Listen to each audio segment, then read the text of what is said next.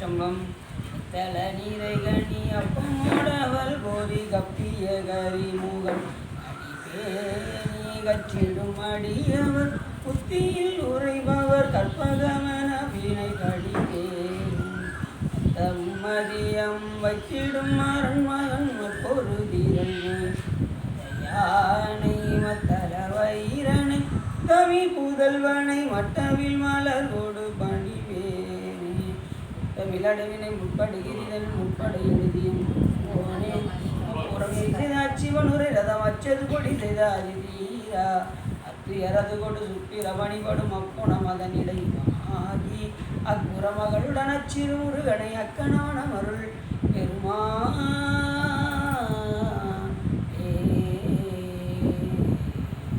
எந்தாயும் எனக்கு அருள் தந்தையும் நீ சிந்தாகுலமானவை தீர்த்தனையாள் கந்தா கதிவேலவனே உமையாள் மைந்தா குமரா அரைநாயகனே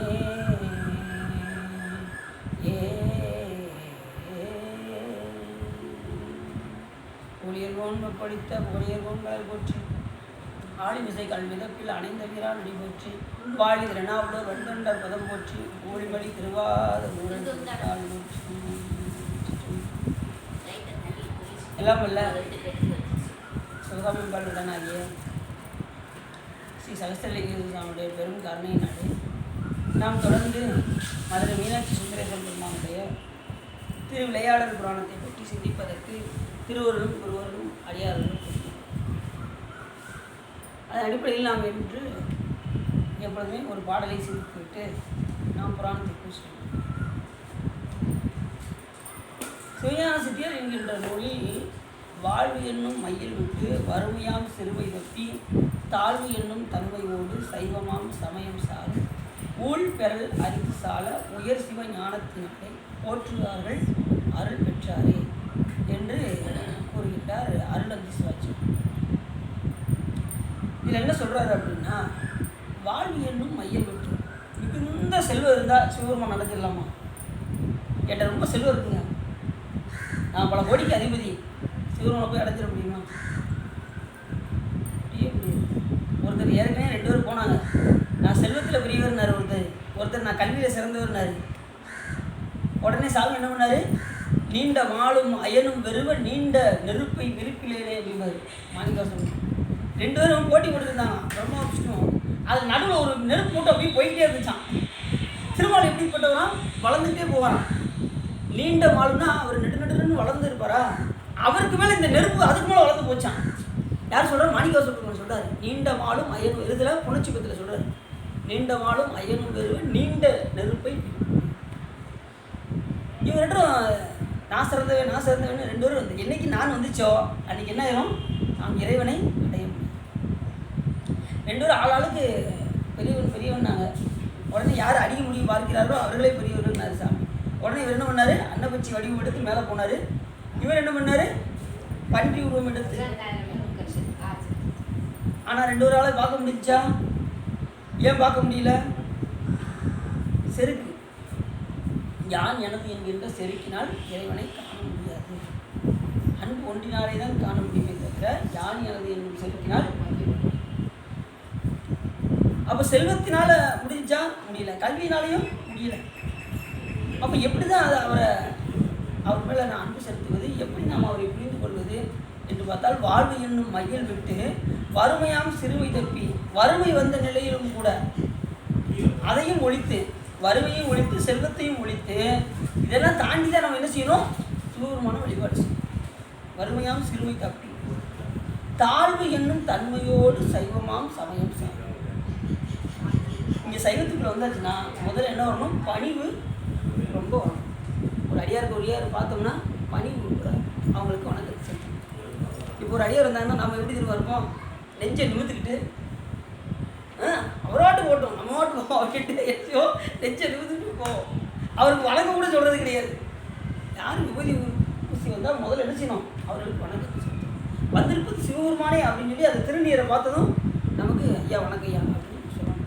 சிவாயம்னு சொல்லணும், இல்லையா நமச்சிவாயம், ஏதாவது சாமியுடைய நாமத்தை சொல்லணும். இல்லையா திருச்சிற்றம்பலம், இல்லையா பொண்ணு, ஏதாவது சாமி நாமத்தை சொல்லி அவர்களை நாம் வழிபாடு செய்யணும். ஏன்னா சிவபெருமான் நேரில் பார்க்க முடியுமா? அப்போ அடியார் உருவத்தில் தான் சிவபெருமானை நம்ம பார்க்க முடியும். ஏன்னா அடியார்கள்லாம் நடமாட கோயில், சிவபெருமான் படமாட கோயில், அடியார்கள் நடமாட கோயில். அப்போ அந்த திருநீற்றில் நாம் சிவபெருமானை கண்டு நாம் தரிசனம் செய்யணும். எவரேனும் விராடத்திட்ட திருநீரும் சாதனமும் கண்டால் உள்கிய ஓராதே அவரவரை கண்டபோது உகந்தடிமை திறம் நின்று உகந்து நோக்கி இவர் தேவர் அவர் தேவர் என்று இரண்டு ஆட்டாது ஈசன் திறமே பேணி சிவபெருமானாக அவர்களை பாவித்தோம்னா என்ன ஆகும்? கன்றாக்கும் நடுதறியை காணலாம். சிவபெருமான் நீங்கள் அதுக்குள்ளே பார்க்கலாம். இப்போ என்ன பிரச்சனைனா நாம் வழிபாடு செய்யணும், அதுதான் ரொம்ப முக்கியம். நாம் என்ன செய்யக்கூடாது? கண்டுக்கிட செலவு இவரோட நான் பேச மாட்டேன், யாரோட நான் இவர் கூட பேச மாட்டேன், அதனால் நான் இப்படி திரும்பிக்கிறேன், அவர் வந்தாருன்னா நான் இப்படி திரும்பி போவேன் அப்படின்ட்டு என்ன செய்யக்கூடாது? போகக்கூடாது. பகைவராக இருந்தாலும் கூட அவருக்கு நம்ம என்ன செய்யணும்? வணக்கத்தை செலுத்தணும். ஆனால் வந்திருப்பது யார்? சிவம்னு நினைக்கணும். எதிரிக்கும் ஒரு எதிரியையும் பாராட்டணும். யார் தெரியுமா? முருகப்பெருமான் தான் பாராட்டணும். சூரபத்மனை விரோதியாக வந்தாலும் கூட அவரை பாராட்டி உச்சத்தை கொண்டு போகணும். உடனே அவருக்கு ஞானக்கண்ணை கொடுத்து தன்னுடைய விஸ்வரூபத்தையும் காட்டினாரா முருகப்பெருமான். எப்பயுமே நம்மளுடைய எதிரி என்ன செய்யணும் தெரியுமா? நமக்கு எப்படி எதிரி இருப்பாங்க, கண்டிப்பாக அவர்களை நீங்கள் என்ன செய்யக்கூடாது? வையக்கூடாது. அவர்களை நீங்கள் என்ன செய்யணும்? போற்ற வேண்டும். அவர்கள் முடிஞ்ச அளவுக்கு என்ன செய்யணும்? அவர்களை வாழ்த்திக்கிட்டே இருங்களேன். அவர் என்ன செய்வார்? அந்த எதிரிகிட்ட போய் சொல்லுவார், என்னப்பா நீ தான்ப்பா சொல்லிக்கிட்டு இருக்க எதிரின்னு. அவங்க ஒன்று ரொம்ப வாழ்த்துறான்ப்பா. சொல்லுவாங்களா? சொல்ல மாட்டாங்க. அப்போ என்ன ஆகும்? எதிரிகள் கூட நட்பாக வந்து பழக வேண்டும். அதனால தான் என்ன சொல்கிறேன்னா, ஒவ்வொருத்தருடைய புகழை அவங்களுடைய புகழா மற்றவங்கள்ட்ட சொல்லுங்கள். அவங்களுடைய இகழ்ச்சியை சொல்லக்கூடாது. அவரா போய் பழகிறாதையா ரொம்ப மோசமானவன் அப்படின்னு என்ன செய்யக்கூடாது? ஒருத்தரை போய் பற்ற வைக்கக்கூடாது. நாம் என்ன செய்வோம்? அதுதான் செய்வோம். கவசி என்ன செய்வோம்? அடுத்தவங்களை எப்படா மாட்டி விடணும். அதாவது இன்னொன்று என்ன, அதில் சில பேருக்கு ஆனந்தம். அடுத்தவர்களை மாட்டி விட்டு அவங்க வசம் வாங்குவாங்கல்ல, அதில் இவங்களுக்கு ரொம்ப ஆனந்தம். ஆகா, ஒரு வழியாக வசம் வாங்கி கொடுத்துட்டோம்ப்பா, இது வசவோடு பத்தாதே, அடியும் வாங்கி கொடுக்கணும், அதுக்கு என்ன பண்ணலாம் அப்படின்லாம் பிளான் பண்ணுவாங்க. அடுத்தவங்களை மாட்டி விடுறதுக்கு ரொம்ப பிளான் பண்ணுவாங்க. அப்படி இருக்குல்ல, வாழ்வி என்னும் மையல் விட்டு வறுமையாம் சிறுமை தப்பி தாழ்வி என்னும் தன்மையோடு அந்த பணிவோடு சைவமாம் சமயம் சாரும். என்ன சைவமாம் சமயம்? சிவபெருமானால் உருவாக்கப்பட்ட ஒரே சமயம் சைவ சமயம். சிவனோடு சம்பந்தமாத சைவம். மற்றவெல்லாம் சமயமே கிடையாதுன்றாங்க. சைவ சமயமே சமயம். சமயா அதீத பழம்பொருளை கைவந்திடவே மன்றில் வெளி காட்டும் இந்த கருத்தை விட்டு பொய் வந்துள்ளும் சமய நெறி புகுத வேண்டாம் முக்தி தரும் தெய்வ சபையை காண்பதற்கு சேரவாரும் ஜெகத்தீரே வரு தாய்மான சமயம். மற்ற சமயத்துக்குலாம் உள்ளே போயிடாதீங்க. ஏன்னா இதுதான் மெய்ச்சமயம். எது? சிவபெருமான வழிபாடு செய்யக்கூடிய சமயம் தான் மெய்ச்சமயம். அதுக்கு என்ன பேர்? சைவ சமயம் என்று பேர். இப்போ ஒரு சமயத்தை சொன்னோம்னா அவங்களுக்கு தெரியும். தமிழ் டீச்சராக இருக்கக்கூடிய அவங்களுக்கு தெரியும். சமயம் சொல்லிட்டாலே எதை சொல்லுவோம்? முதல்ல சைவத்தை தான் சொல்லுவோம். சைவம், வைஷ்ணவம், சமண சமயம், பௌத்தமும், புத்தமும், கிறிஸ்தவம் அப்படி வரிசையாக போய்கிட்டே இருக்கும். பிற சமயங்கள் எல்லாம் ஒரு உயிர்களால் தோற்றுவிக்கப்பட்ட சமயம்.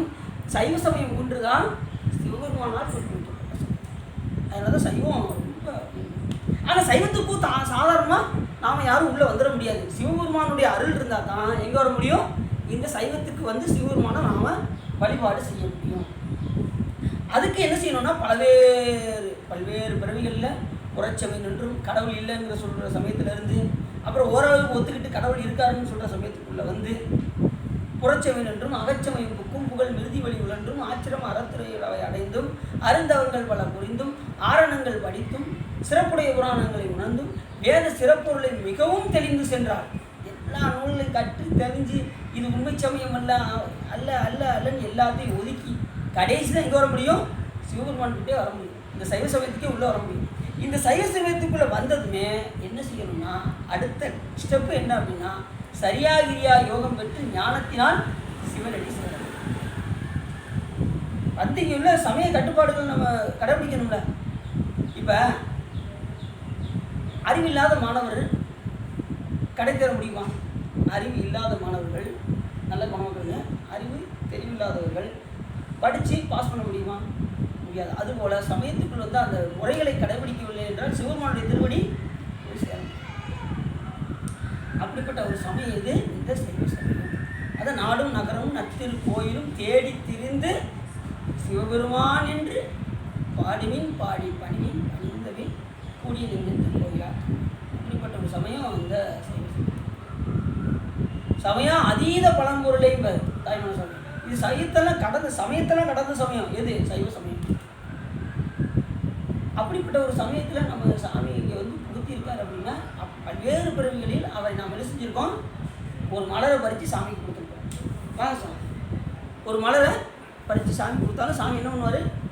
பிடிச்சி விட்டுருவார், நம்மளை அவர் பக்கம் திருப்பி விட்டுருவார். வாங்க, ஏதாவது ஒரு துண்டு செஞ்சுருப்பீங்க சாமி. அப்படி இருந்தால்தான் நம்ம என்ன செய்ய முடியும்? சிவபெருமான இங்கே வந்து வழிபாடு செய்யணும். நாம் என்ன செஞ்சுருக்கோம் முற்பொருளில் நாம் மறந்துடுவோம், ஆனால் சிவபெருமான் மறக்க மாட்டார். இந்த உயிர் காரியம் பண்ணியிருக்கு அப்படின்னு அதுக்குரிய புண்ணியத்தை சிவபெருமான் தந்து அவர் தருவாரா தர மாட்டாரா? மற்ற தெய்வம் கொடுக்கும்போது சிவபெருமான் கொடுக்க மாட்டாரா? கண்டிப்பாக அவர் வழிபாடு செஞ்சால் எல்லாம் நடக்கும். அப்படி வாழ்வு என்னும் மையல் விட்டு வறுமையாம் சிறுவை தப்பி தாழ்வு என்னும் தன்மையோடு சைவமாம் சமயம் சாரும் ஊழ் பெறல் அரிது. ஊழில் வந்து சாதாரணமாக நம்ம நீக்க முடியாது. வினை இருக்குவாங்க, அது ஊழ் வினை உறுத்து வந்து ஊட்டும்பது. அது எங்கே போனாலும் தொடர்ந்து வந்து அதோடைய வினை பயனை ஊட்டும். இப்போ வினை செய்வது உயிரா இல்லை கடவுளா? வினை யார் செய்வா? உயிர் தான் செய்யும், சாமி செய்ய மாட்டார், உயிர் தான் செய்யும். அந்த வினை பயனை ஊட்டுவது தான் இறைவன். இது அவங்களுக்கு அந்த வினைக்கு ஒரு பயன் வரும். நல்லது செஞ்சால் நல்லது, கெட்டது செஞ்சால் கெட்டது.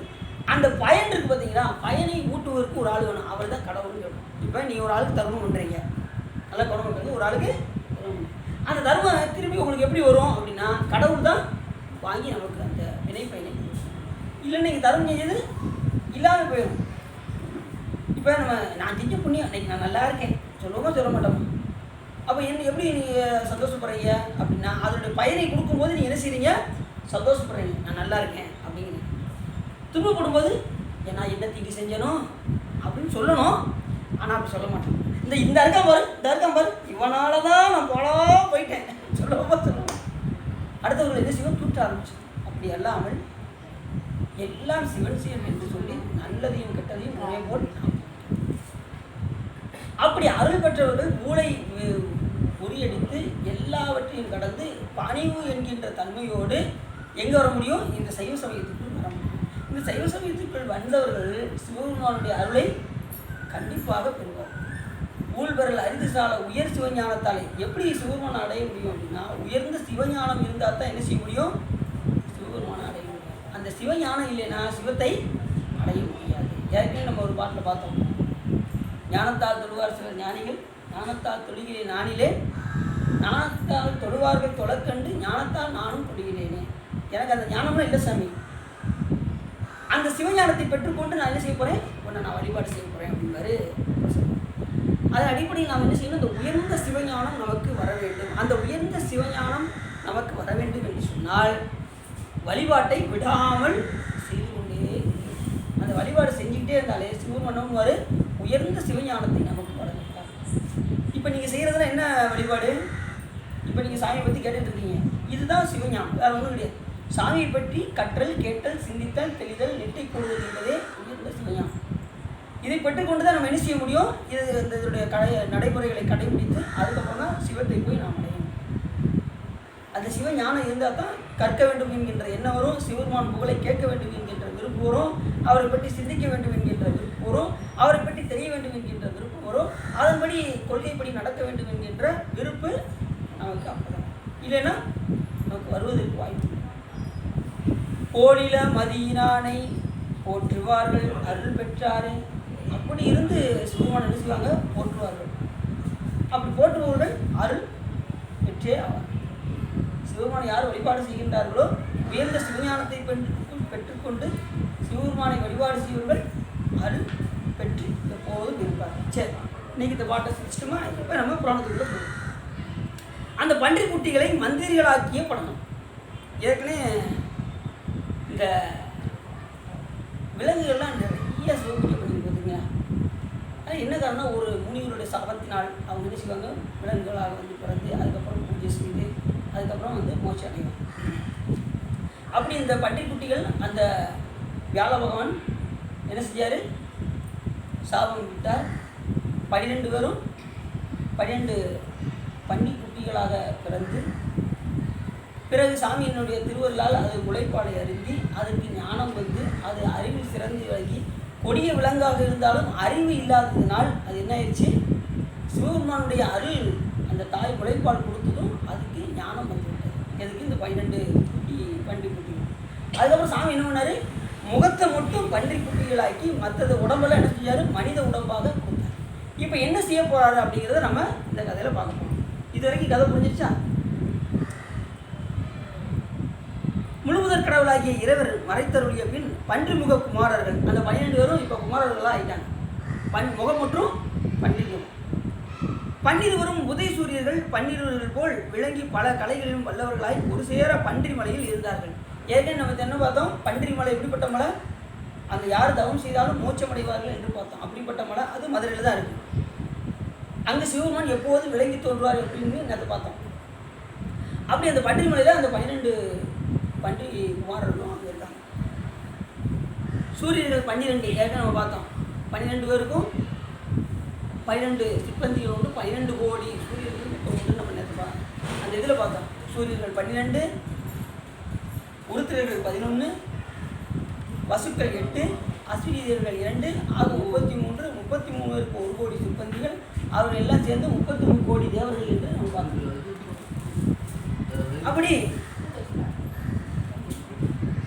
ஒரு சேர பன்றி மலையில் எல்லாம் அந்த 12 குமாரர்களும் இருந்தார்கள்.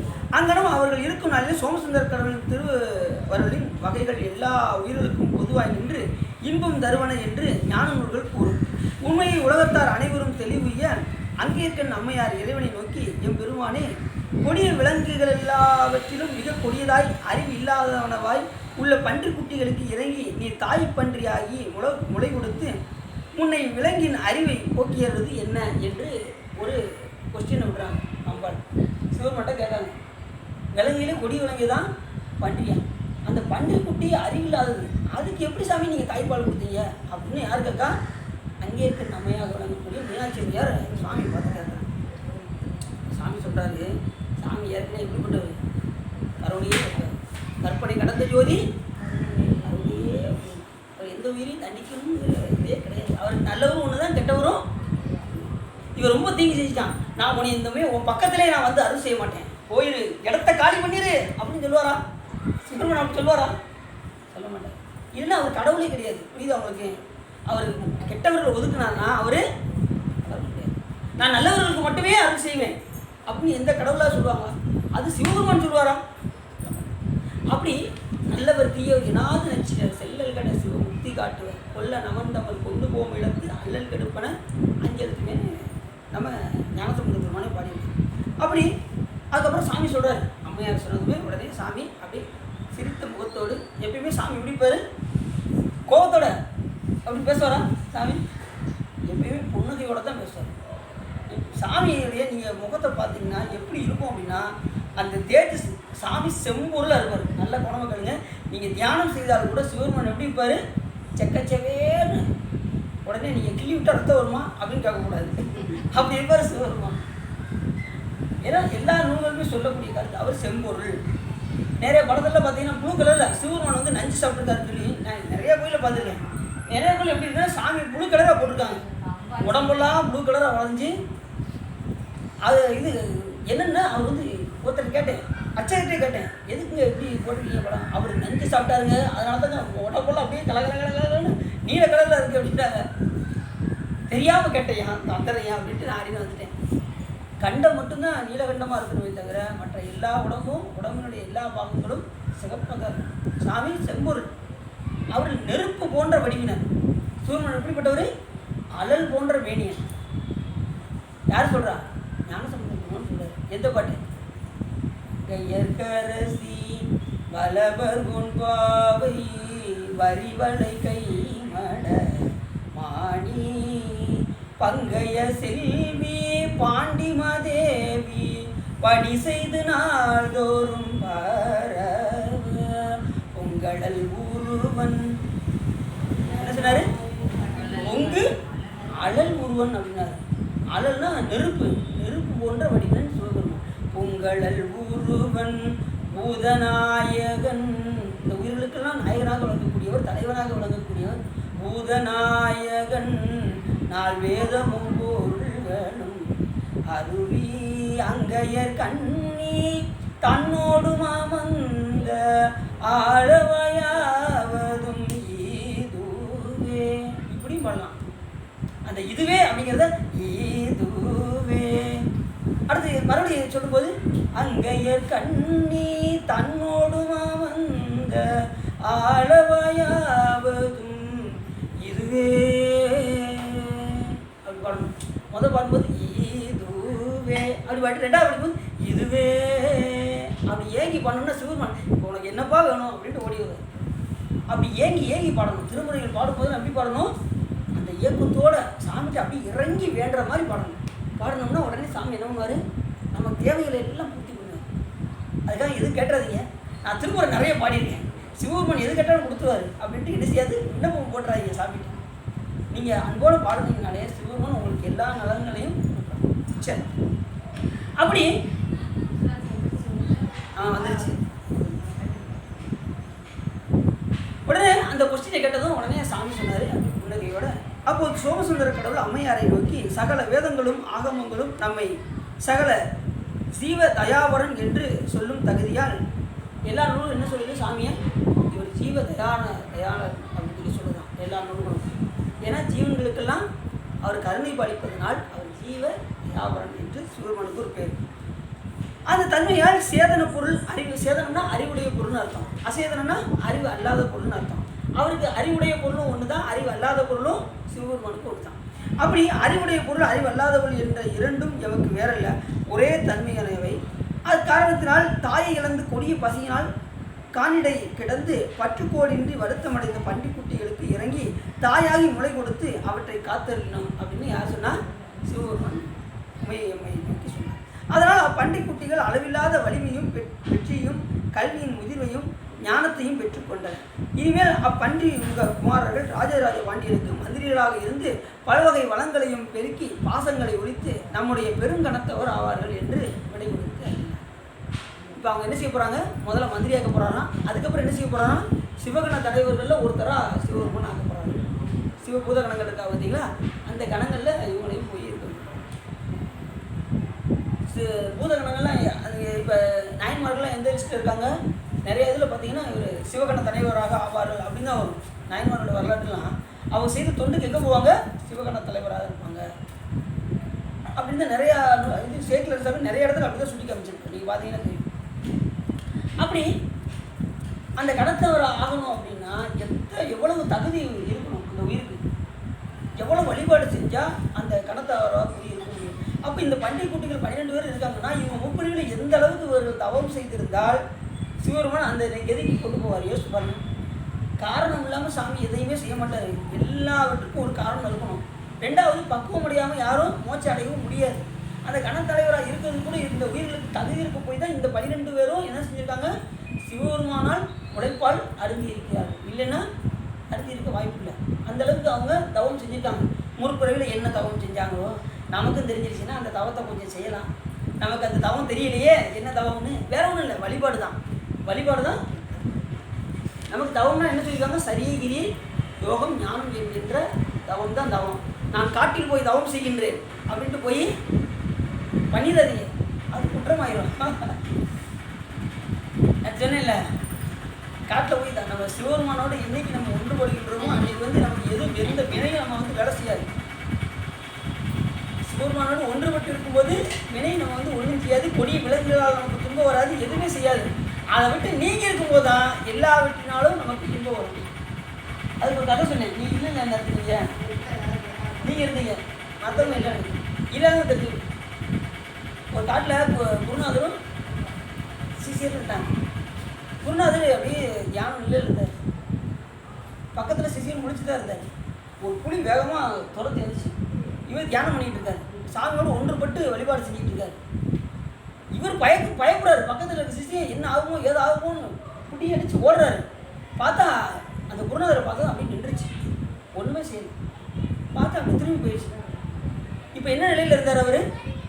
சாமியோடு ஒன்றுபட்டு இருந்ததுனால் விலங்கோடு என்ன ஆயிடுச்சு, அப்படி வந்து கண்ணாயிடுச்சு. சரி, தவத்தாலும் களைச்சி முடிச்சுட்டு இவங்க சொந்த ஊருக்கு போனாங்க. யாரை? அந்த சிஷியரும் குருநாதரும் சொந்த ஊருக்கு போய்கிட்டு இருக்கும்போது எதுக்கு ஒரு மாடு வேகமாக ஓடி வந்துச்சு. சிஷியர் என்ன பண்ணார், குருநாதர் அவர் புளியே வந்துச்சு பயப்படலை, இந்த மாடுக்கா பயப்பட போகிறாரு அப்படின்ட்டு இவர் தைரியம் வந்தார். குருநாதர் வாப்பா ஓடுப்பா ஓடும்பாக்காரு. இப்போ முழிச்சல்லையில் இருக்காரு. வாப்பா ஓடும். சாமி நீங்கள் புளிக்கே பயப்படல, இந்த மாடுக்கு எதுக்கு பயப்படுறீங்க அப்படின்னாரு. எப்பா அன்னைக்கு நான் ஒன்றுபட்டு இருந்தேன், இன்னைக்கு நான் அந்த நிலையில் இல்லைப்பா, வாப்பா வாப்பான்னதும் மாடு வந்து முட்டிடுச்சு. இது அவங்களுக்கு. அப்போ இறைவனோடு ஒன்றுபடும் போது நம்மளை எதுவும் வந்திக்காது. அவரை விட்டு விலகும் போது என்னாகும், நம்முடைய எல்லா வினைகளும் நம்மளிடம் வந்து சேர்ந்து. அப்போ என்ன செய்யணும், எந்த நேரமும் சாமிகிட்ட சம்பந்தம் வைத்துக் கொண்டே இருக்கணும், தொடர்பு வைத்துக் கொண்டே இருந்தோம்னா நமக்கு அதனால் நமக்கு துன்பம் வராது. அது மாதிரி பார்த்தீங்கன்னா ஒரு சுனாமி வந்து நல்லா கவனமாக சொல்லுங்க, ஒரு சுனாமி வந்துதான். அப்போ எல்லாம் ஊர் மக்கள் எல்லாம் அழிய போகிறாங்கன்னு எல்லாம் பேசிக்கிட்டு இருக்காங்க. ஒருத்தர் எந்த நேரமும் தியானம் பண்ணிக்கிட்டே இருப்பார், சாமியோட சம்பந்தம் வைத்துக்கிட்டே இருப்பார். சரி, அழிய போகிறது பேசாமல் சாமியை போய் உள்ளே உட்காந்து சிந்திச்சுக்கிட்டே நம்ம இறந்துவோம் அப்படின்ட்டு என்ன பண்ணிட்டாரு, ஒரு ரூமுக்குள்ளே போய் அவர் ஆள் உட்காந்து சாமி ஒன்று மட்டும் இருந்தார். பார்த்தா அவரை தவிர எல்லாரும் காலி, இவர் ஒருத்தர் மட்டும் உயிரோடு இருக்கார். ஏன் அவர் வந்து ஒன்றும் செய்யலை அப்படின்னா, அவர் சிவபெருமானோடு என்ன செஞ்சார், ஒன்றுபட்டு இருந்ததுனால் அவருக்கு மட்டும் ஒன்றுமே ஆகலை. அவ்வளவு சிறப்பு சாமியோட ஒன்றுபட்டு இல்லை. இப்போ நம்ம கண்ணு முன்னே நினைப்புக்கே வர மாட்டேங்க, என்ன செய்ய அப்படின்னு நமக்கு யோசனை தோணுது. அதுக்கு தான் வழிபாடு. இறைவனை வந்து கண்ணை மூடினாலும் கூட அவரை சித்திக்க வேண்டும் என்று சொன்னால் நமக்கு என்ன செய்யணும், வழிபாடை செய்யணும். சரி,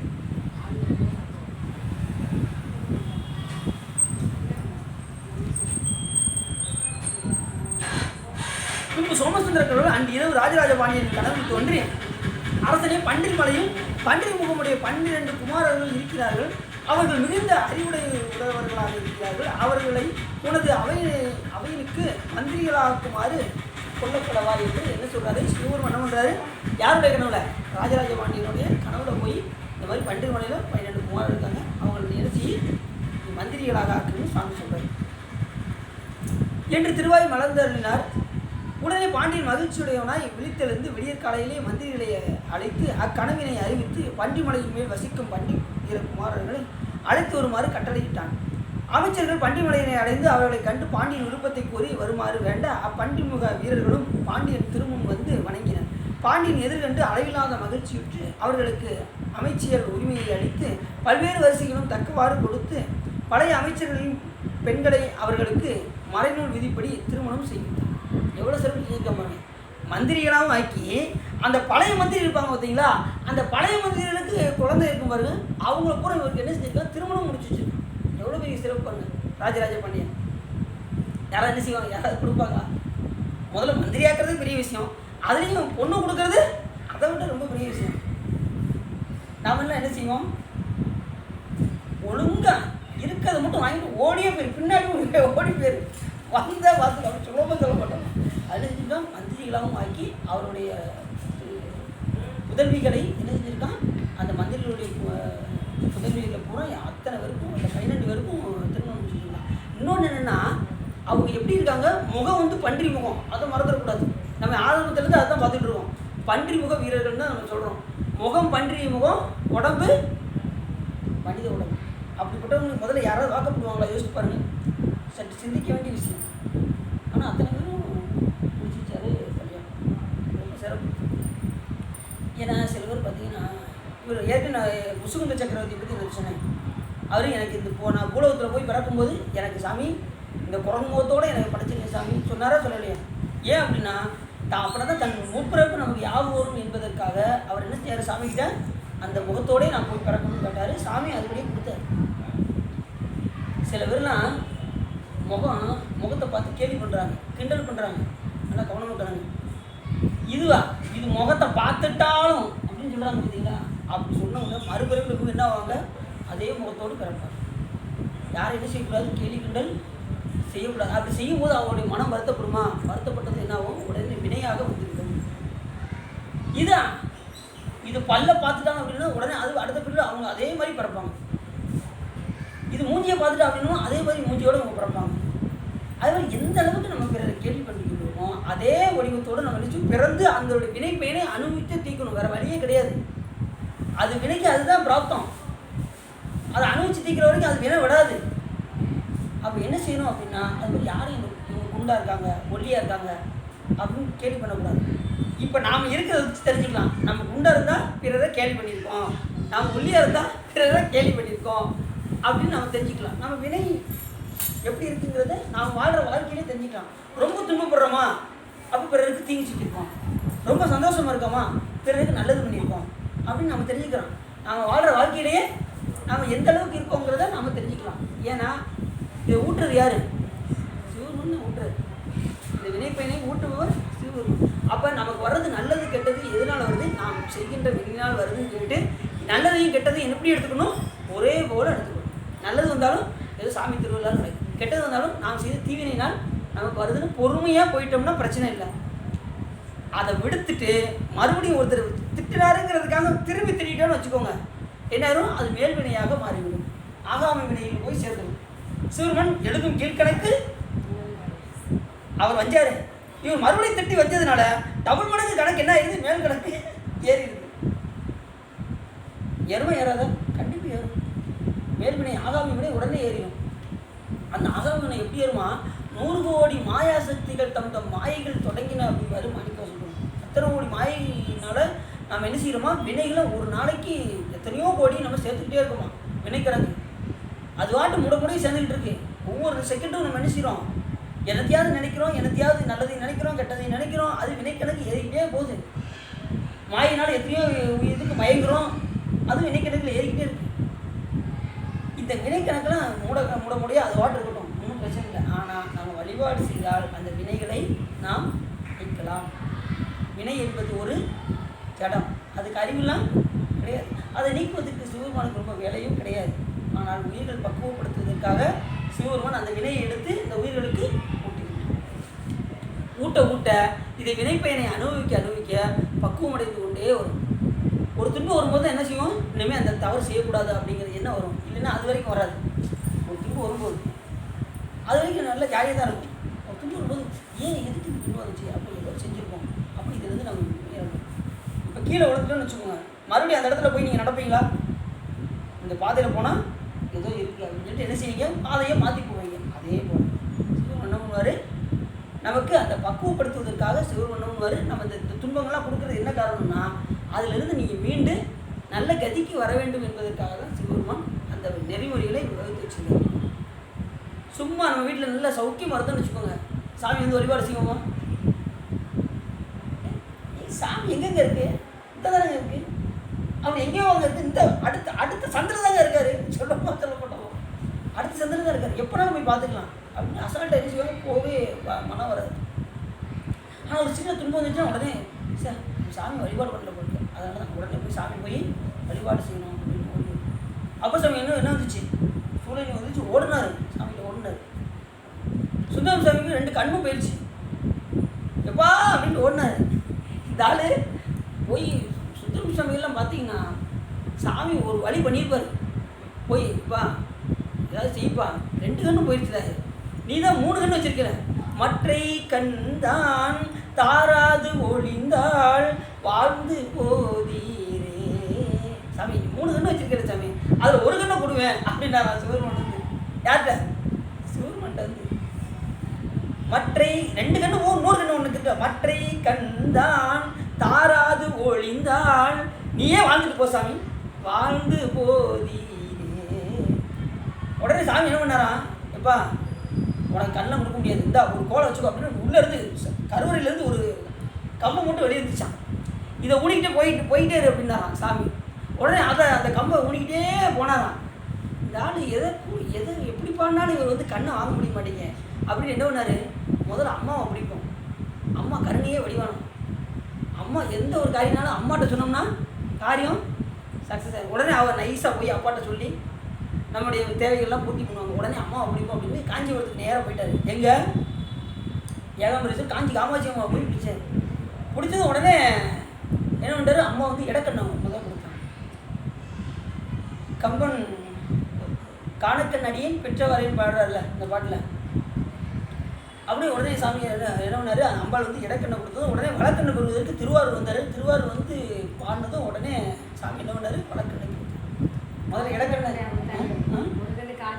காஞ்சிபுரத்தில் தான் முதல் கண்ணு காஞ்சிபுரத்தில் தான் ஆலந்தான் உகந்து கட்ட சொல்லிட்டாங்க அந்த பாட்டை. ஆலந்தான் உகந்து அமுது செய்தானி ஆதியை அமர தொழுதேத்தும் சீலம்தான் பெரிதும் உடையானை சிந்திப்பாரவர் சிந்தையுள்ளானை ஏலவாள் குழலாள் உமை நங்கை என்றும் ஏத்தி வழிபட பெற்ற காலகாலனை கம்பன்யம்மானை காணக்கண் அடியே பெற்றவாரே அப்படின்னு பாடுவார் சுந்தரசாமி. உடனே இடம் பார்த்து இடக்கெல்லாம் கொடுத்துருவாங்க. உடனே அப்படி திருவாரூரில் வந்து இந்த பாட்டை பாடுவார். எந்த பாட்டு? மீளாடி திருவாரூரில் வச்சு பாடுவார். உடனே நீயே வாழ்ந்துருப்போம் பாரு. உடனே வழக்கம்னு கிடைச்சு. இப்போ அதில் என்ன சொல்லுவாருன்னா, அடியார்கள் வந்து அல்லலை சொல்கிறதுக்கு முன்னாடி நீ என்ன செஞ்சிடணும், அவருடைய அல்லலை நீ தீர்க்கணும். ஆனால் அவங்க சொல்லியும் நீ தீர்க்கலைன்னா நீயே இந்த உலகத்தில் வாழ்ந்துட்டு போ சாமி.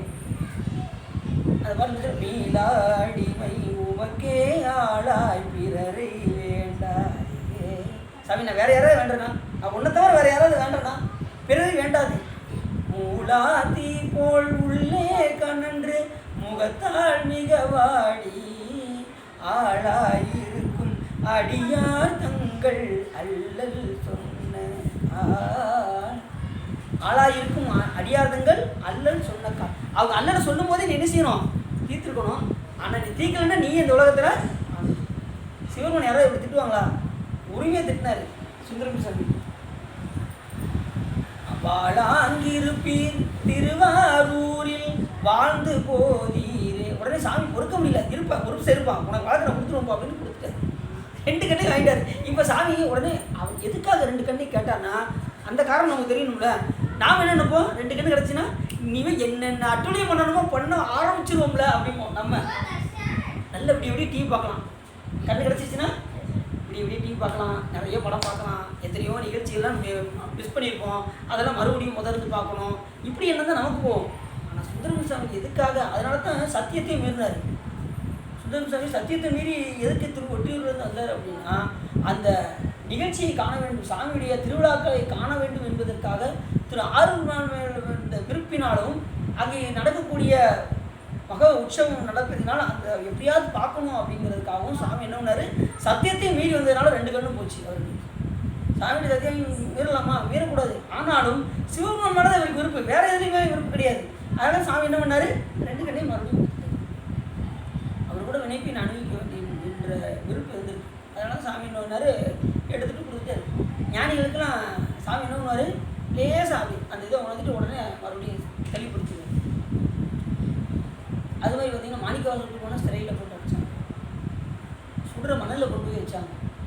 ஆனால் சிவபெருமான் திருவிழாவில் அவங்க என்ன பண்ணாங்க, அதையெல்லாம் அந்த வினையெல்லாம் வென்று வந்தார். அதுதான் ஞானிகளுடைய செயல். சரி, அப்படி என்னாச்சு, அந்த பண்டிமுக கட்டளைத்தான். உடனே அவங்க எல்லாத்தையும் கொண்டு வந்து திருமணம் முடித்து வைத்தான் ராஜராஜன். பன்றிமுக வீரர்கள் 12 பாண்டியனுக்கு கவசமும் கண்ணும் போல ஒழுகினார்கள்.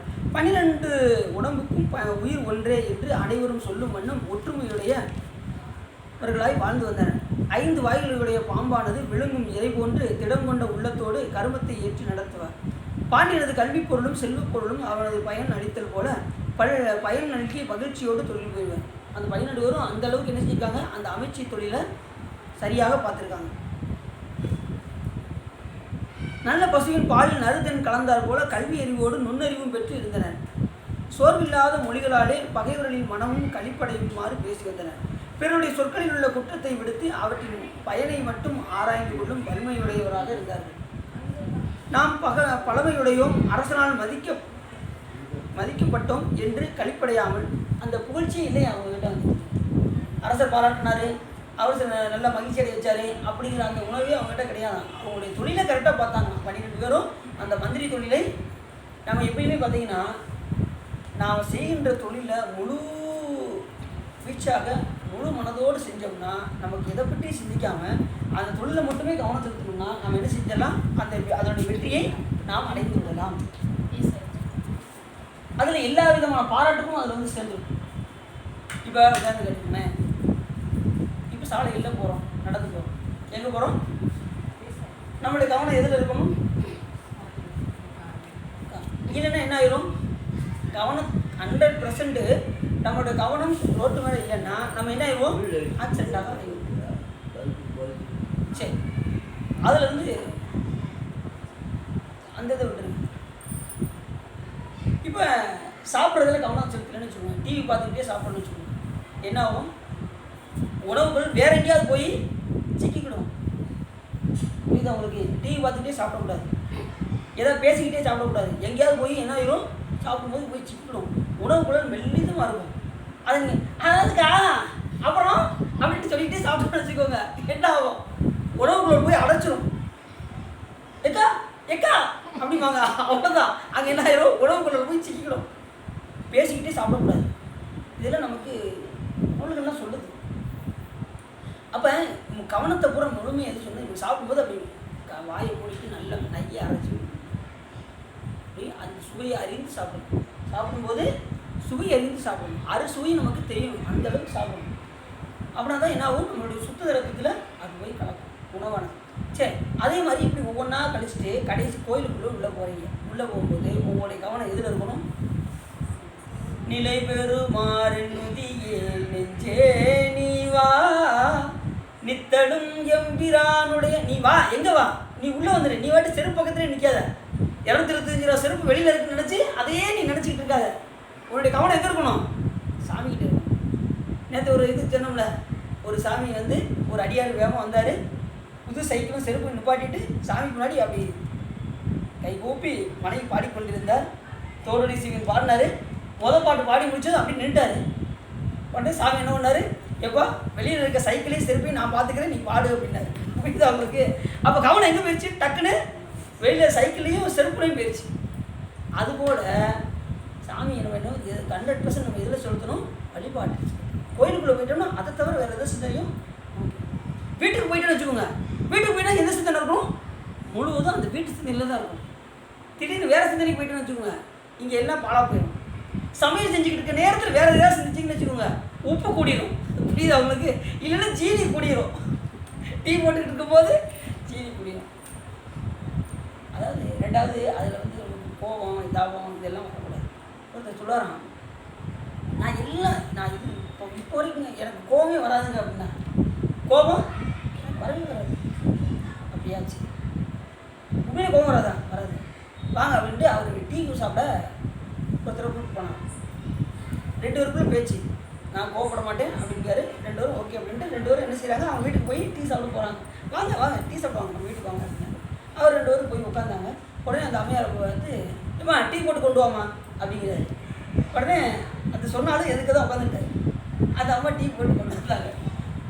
கொண்டு வந்து டீயை சாப்பிட்டாரு. தூக்கி இப்படி எரிஞ்சா டம்ளரை, செடி ரொம்ப இருக்கு, கவனிக்கலையா அப்படின்னு அந்த அம்மாவை பார்த்துட்டாங்க. அவர் பக்கத்தில் இருக்கிறாலும் பயந்துட்டாரு. நீங்கள் தானே சொன்னீங்க கோவம்லாம் வராது, நீங்கள் தானே சொன்னீங்க. இல்லை மற்ற விஷயத்தில் வராது, எனக்கு இந்த ஒரு விஷயத்தில் மட்டும் வரும் அப்படின்னாராம். அப்படின்னா என்ன அர்த்தம், மற்ற விஷயத்தில் வராதான், இந்த டிவியில் மட்டும் எனக்கு கோவம் வரும் அப்படின்னா என்ன அர்த்தம். கோவம்னு எதுலேயுமே வரக்கூடாது. அதுதான் எல்லாத்தையும் அடக்கணும். எதை அடக்கணும், எதை வெளியிடணும். வழிபாட்டை பெருக்கணும், கோபம் எல்லாத்தையும் அடக்கணும். சினமே தவிராய் நல்ல சீச்சி, அது போட்டு ஒரு வார்த்தை கூட, சீச்சி சினமே தவிர, கோபம் வரக்கூடாது. சரி, அப்படி அவங்க என்ன செஞ்சாங்க, அந்த தொழிலை கவனமாக, அந்த மந்திரி தொழிலை முழு மூச்சாக 100% அதிலே செலுத்தி பார்த்ததுனால ராஜராஜ பண்டிட்ட மிகுந்த பாராட்டத்தை பண்ணினார். அருள் என்று ஏவி வெற்றி செய்யும் சிறுவர்களைப் போல் ஒரு சிறை ஒதுங்கி நடந்தனர். அரசனால் விரும்பப்பட்ட பொருள்கள் எதுவோ அதனை சிறிதும் தாம் விரும்பாது விடம் போல வெறுக்கும் இயல்பினர். எப்படி இருந்தாங்கன்னா எந்த பொருள் மேலேயும் விருப்பம் இல்லாமல் வந்தாங்க. அதுதான் ரொம்ப முக்கியமான வார்த்தை. அவங்க எப்படி இருந்தாங்கன்னா எந்த பொருள் மேலேயும் விருப்பம் இல்லை. அப்போ என்ன ஆச்சு அப்படின்னா ரொம்ப பக்குவம் வந்துருச்சுன்னு அர்த்தம். ஏன்னா சிவபெருமான்ட்ட தாய்ப்பால் இருந்திருக்காங்க. அப்போ எப்படி இருக்கும் அந்த உயிர்? அதனால உலக பொருள் மேலே அவங்களுக்கு விருப்பம். நமக்கு எதில் அதிகமாக விருப்பம் இருக்குது சொல்லுங்க பார்ப்போம். எதில்? சாமிகிட்டையா உலக பொருளையா? இன்னைக்கு தெரிஞ்சுக்கணும், எல்லாத்தையும் தெரிஞ்சுக்கணும். சாமிகிட்டையா உலக பொருள்லையா? சொல்லலாம். நம்ம சொல்லுவோம் இல்லைங்க. நீங்கள் முன்னாடி கூட நான் உலகத்தில் இருந்தேன். இப்போ எந்த நேரமும் சிவபெருமான் மேலே தான் நான் பற்றா இருக்கேன் அப்படின்னு சொல்ல முடியுமா நம்மளால? ஏன் சொல்ல முடியல அப்படின்னா நாம் எதில் இருக்கோம்? 99% நம்ம உலகத்தில் தான் இருக்கும். சாமிகிட்ட 1% இந்த காலத்தில் வழிபாடுன்னு ஒன்று இல்லைன்னா இந்த 1% போயிடும். இது அவங்களுக்கு. அப்போ என்ன செய்யணும் அப்படின்னா முழுவதும் சிவபெருமான் மேல் நாம் பற்று வைத்து இருக்க வேண்டும். இனிமேல் இருப்பதற்கு உண்டான முயற்சிகளாவது நம்ம என்ன செய்யணும்? எடுக்கணும். அந்த 1%ஆவது நம்ம என்ன செய்யணும்? தக்க வைக்கிறதாவது பார்க்கணும். சரி, அப்படி அவங்க என்ன பண்ணாங்க? முழு மூச்சாக இருந்தாங்க. இந்த உலக பொருள்களையும் பற்று இல்லாமல் இருந்தாங்க. நமக்கு எதில் இருக்குது? முழுக்க உலக பொருள் மேலேயே தான் பற்று இருக்குது. சாமி மேலே பற்று வர மாட்டேங்குது. உலக வெறுப்பும் உடல் வெறுப்பும் உள்ளத்தில் மல வெறுப்பும் எல்லாம் தன் தாழ்வை சொக்கானதா விட்டு எல்லாம் உன் திருவடியிலே கொண்டு வந்து நீயே வச்சுருப்பா, எனக்கு எதுவுமே வேண்டாம். சாமிகிட்ட நம்ம நெய்வேத்தியம் விட்டதும் என்ன காரணம்னா என்னுடைய தற்போதத்தை உனக்கு நான் உணவாக ஊட்டுகின்றேன் என்று தான் சிவபெருமான்கிட்ட நம்ம என்ன பண்ணுறோம்? அந்த உணவாக சாமிகிட்ட ஊட்டுறோம். எதை ஊட்டுறோம்? சாப்பாடை ஊட்டுறோம். அவர் சாப்பாடை சாப்பிடுவார் சாமி. நம்முடைய தற்போதத்தை சிவபெருமானுக்கு உணவாக ஊட்டி அப்படின்னு என்ன செய்வேன் தெரியுமா? சுவாமிக்கு ஒவ்வொரு சொற்களையும் போய் கேட்கும்போது நோட்டு பேனாவை கையில் வச்சுக்கணும். ஒவ்வொரு நோட்ஸாக எடுத்துட்டு இப்போ நான் உங்கள்கிட்ட சொன்ன கருத்து போகிறாமே அப்படின்னு நோட்ஸ் எழுதி வச்சுருக்கேன். எழுதி வச்சது தான் உங்களுக்கு என்ன செய்கிறேன் அப்படின்னு சொல்கிறேன். அதுதான் நான் உங்களை எழுதிக்கணும்னு சொல்லலை. இந்த மாதிரி முக்கியமான டிப்ஸுகள்லாம் இருக்குது பார்த்தீங்கன்னா அதெல்லாம் நீ வந்து ரொம்ப அந்த கவனமாக வச்சுக்கணும். அதுக்காக சொல்லுங்கள். அதுக்காக நான் உங்களுக்கு நோட்டு பேனா வச்சு எழுதி வச்சுருக்கேன் அப்படின்னு அப்படி கேட்டதெல்லாம் எழுதி நோட்டில் எழுதி வச்சுருக்கேன். அப்படி கேட்டு தான் உங்கள்கிட்ட சொல்கிறேன். ஏன்னா சொந்த மாதிரிலாம் ஒரு ஞானமும் கிடையாது, ஒரு இதுவும் கிடையாது என்ன. அதனால் இதெல்லாம் முக்கியமானதெல்லாம் நம்ம நீங்களாம் வந்து இன்றைக்கி தெளிவாக இருக்கீங்க. நீங்கள் உடனே நினைச்சுவீங்க, கரெக்டாக வச்சுக்கிடுவீங்க. எனக்கு அந்த அறிவு கிடையாது. அதனால் நான் என்ன பண்ணுவேன்? நோட்டை வச்சுருப்பேன். எங்கே இல்லை நான் எடுத்துக்கிட்டீங்கன்னு ஒவ்வொரு இடமா ஏன்னா நான் நோட்டு மட்டும் நிறைய வச்சுருப்பேன். ஏன்னா ஒவ்வொன்றும் கேட்கும்போது ஒன்று நோட் பண்ணி சிவா ஒரு பாட்டை எத்தனை தடவை சொல்கிறீங்க, ஆனாலும் அதை திரும்ப சொல்ல வர மாட்டேங்குது. அப்படியா? இல்லை பாடத்தை இறை பெருமாறு நெஞ்சேவே நீங்க அடிக்கடி சொல்றீங்க. படிச்சு எந்த பாட்டிலும் திரும்ப படிச்சோன்னு வந்துடுறது. அவ்வளோதான். இப்போ 2-3 தடவை சொல்கிறேன்னா ஏன்னா அடின்னு மனப்பாடம் ஆயிடுது. அவ்வளோதான். இப்போ ஒரு 2-3 தடவை அந்த பாட்டு சொல்கிறதுனால நமக்கு மனப்பாடம் ஆயிடுது. உங்கள்கிட்ட சொல்ல நமக்கு மனப்பாடம் ஆயிடுது. அவ்வளோதான், வேற ஒன்றும் கிடையாது. நான் சொந்தமான மனப்பாடம் 2-3 தடவை சொல்கிறதுனால மனப்பாடம் ஆயிடுது. அவ்வளோதான், வேற ஒன்றும் கிடையாது. என்ன சரி, அப்போ நம்மளுடைய கவனத்தை என்ன செய்யணும்? உங்கள் டயம் ஆயிடுச்சா? டயம் ஆயிடுச்சா? சரி அந்த இது சரி யார்கிட்ட கொடுக்கணும்? அவனை உள்ள காலில் வந்து வாங்கிக்கிறீங்களா? அது அவனை கொடுத்துட்டு வாங்கி வாங்க. இதுக்காகவே என்ன செய்வாங்கன்னா படித்தோன்னா 1 மாதத்துக்கு அந்த ஏன்னா அவன் மனப்பாடம் ஆகும். ஒரு 4 பாட்டு முடிச்ச பிறகு அடுத்தது அப்படிதான் மனப்பாடம் ஒரு திரும்பவும் படிக்கும்போது மனப்பாடம் திருவாசகம்லாம் மனப்பாடம் பண்ணது அதனால தான் பெரும்பாலும். அப்படி சாமி என்ன பண்ணாரு? அவங்க என்ன செஞ்சாங்க? அப்படி அது உலகத்துக்கு மேலே விருப்பம் இல்லாமல் வந்தார். அரசனை அனல் போல கருதி அணுகாமலும் நீங்காமலும் தீக்காய்வார் போல் நடந்து வந்தனர். உடனே அந்த அந்த அமைச்சர் கரெக்டாக இருந்தாங்க. அரசனது உடல் நிழல் போன்று விடாது நிற்கும் அமைச்சராகிய பண்டிமுக வீரர்கள் தங்கள் ஆட்சியில் குடிமக்கள் தாம் மறுக்கப்பட்ட செயல்களை விலக்கி நல்வழியில் நடத்தலால் அவர்களை தண்டித்து வாங்கும் பொருள்களும் பகைவர்கள் தாம் ஏவிய ஏவலை கேட்டு ஒழியதால் அவர்களை வென்று வெறும் பொருளும் இல்லையாயிற்று.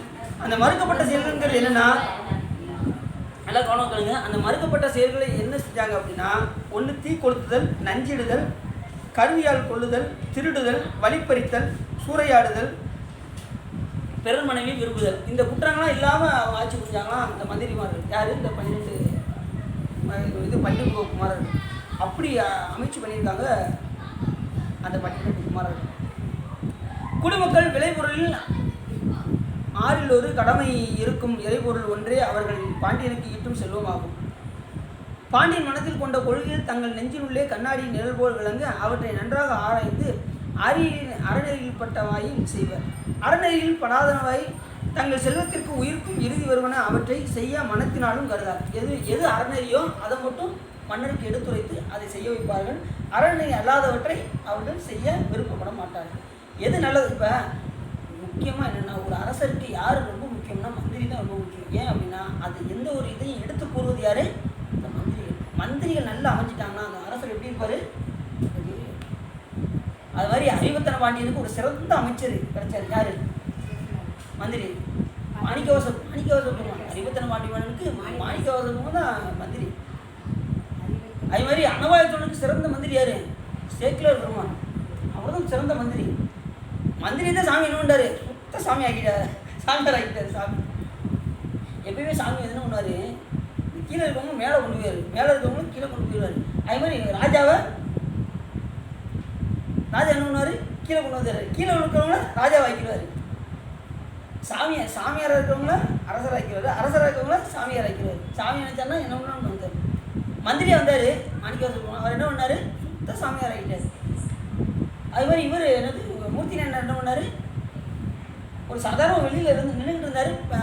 இவர் யானை போய் என்ன செஞ்சு மாலை அவருக்கு போட்டு அவரை அரசராக உட்கார வச்சிருச்சு. இப்படி சாமி நினைச்சாரு என்ன வேணாலும் செய்வார். அதோடைய இச்சையை பொறுத்து இருக்கு.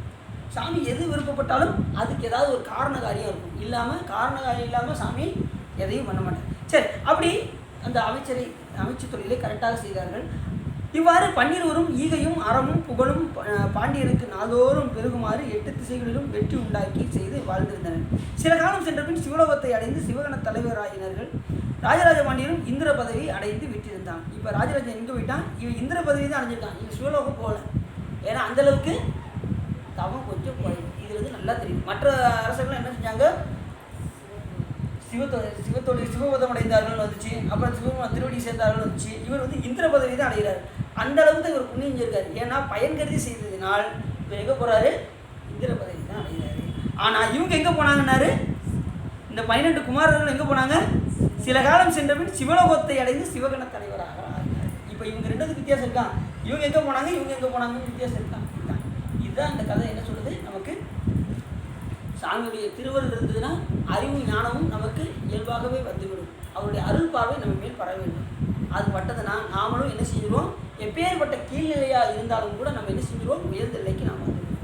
இது வரைக்கும் நம்ம வழிபாடே செய்யலைன்னா கூட கோயிலுக்கு அவரை போய் சரணாகதி அடைஞ்சிட்டோம்னா என்ன பண்ணுவார்? சாமி நம்மளை உயர்ந்த நிலைக்கு நமக்கு கூப்பிட்டு. அதுதான் அந்த புறான் நமக்கு உணர்த்து. 12 குமாரர்களும் அறிவு இல்லாமல் இருந்தாங்க.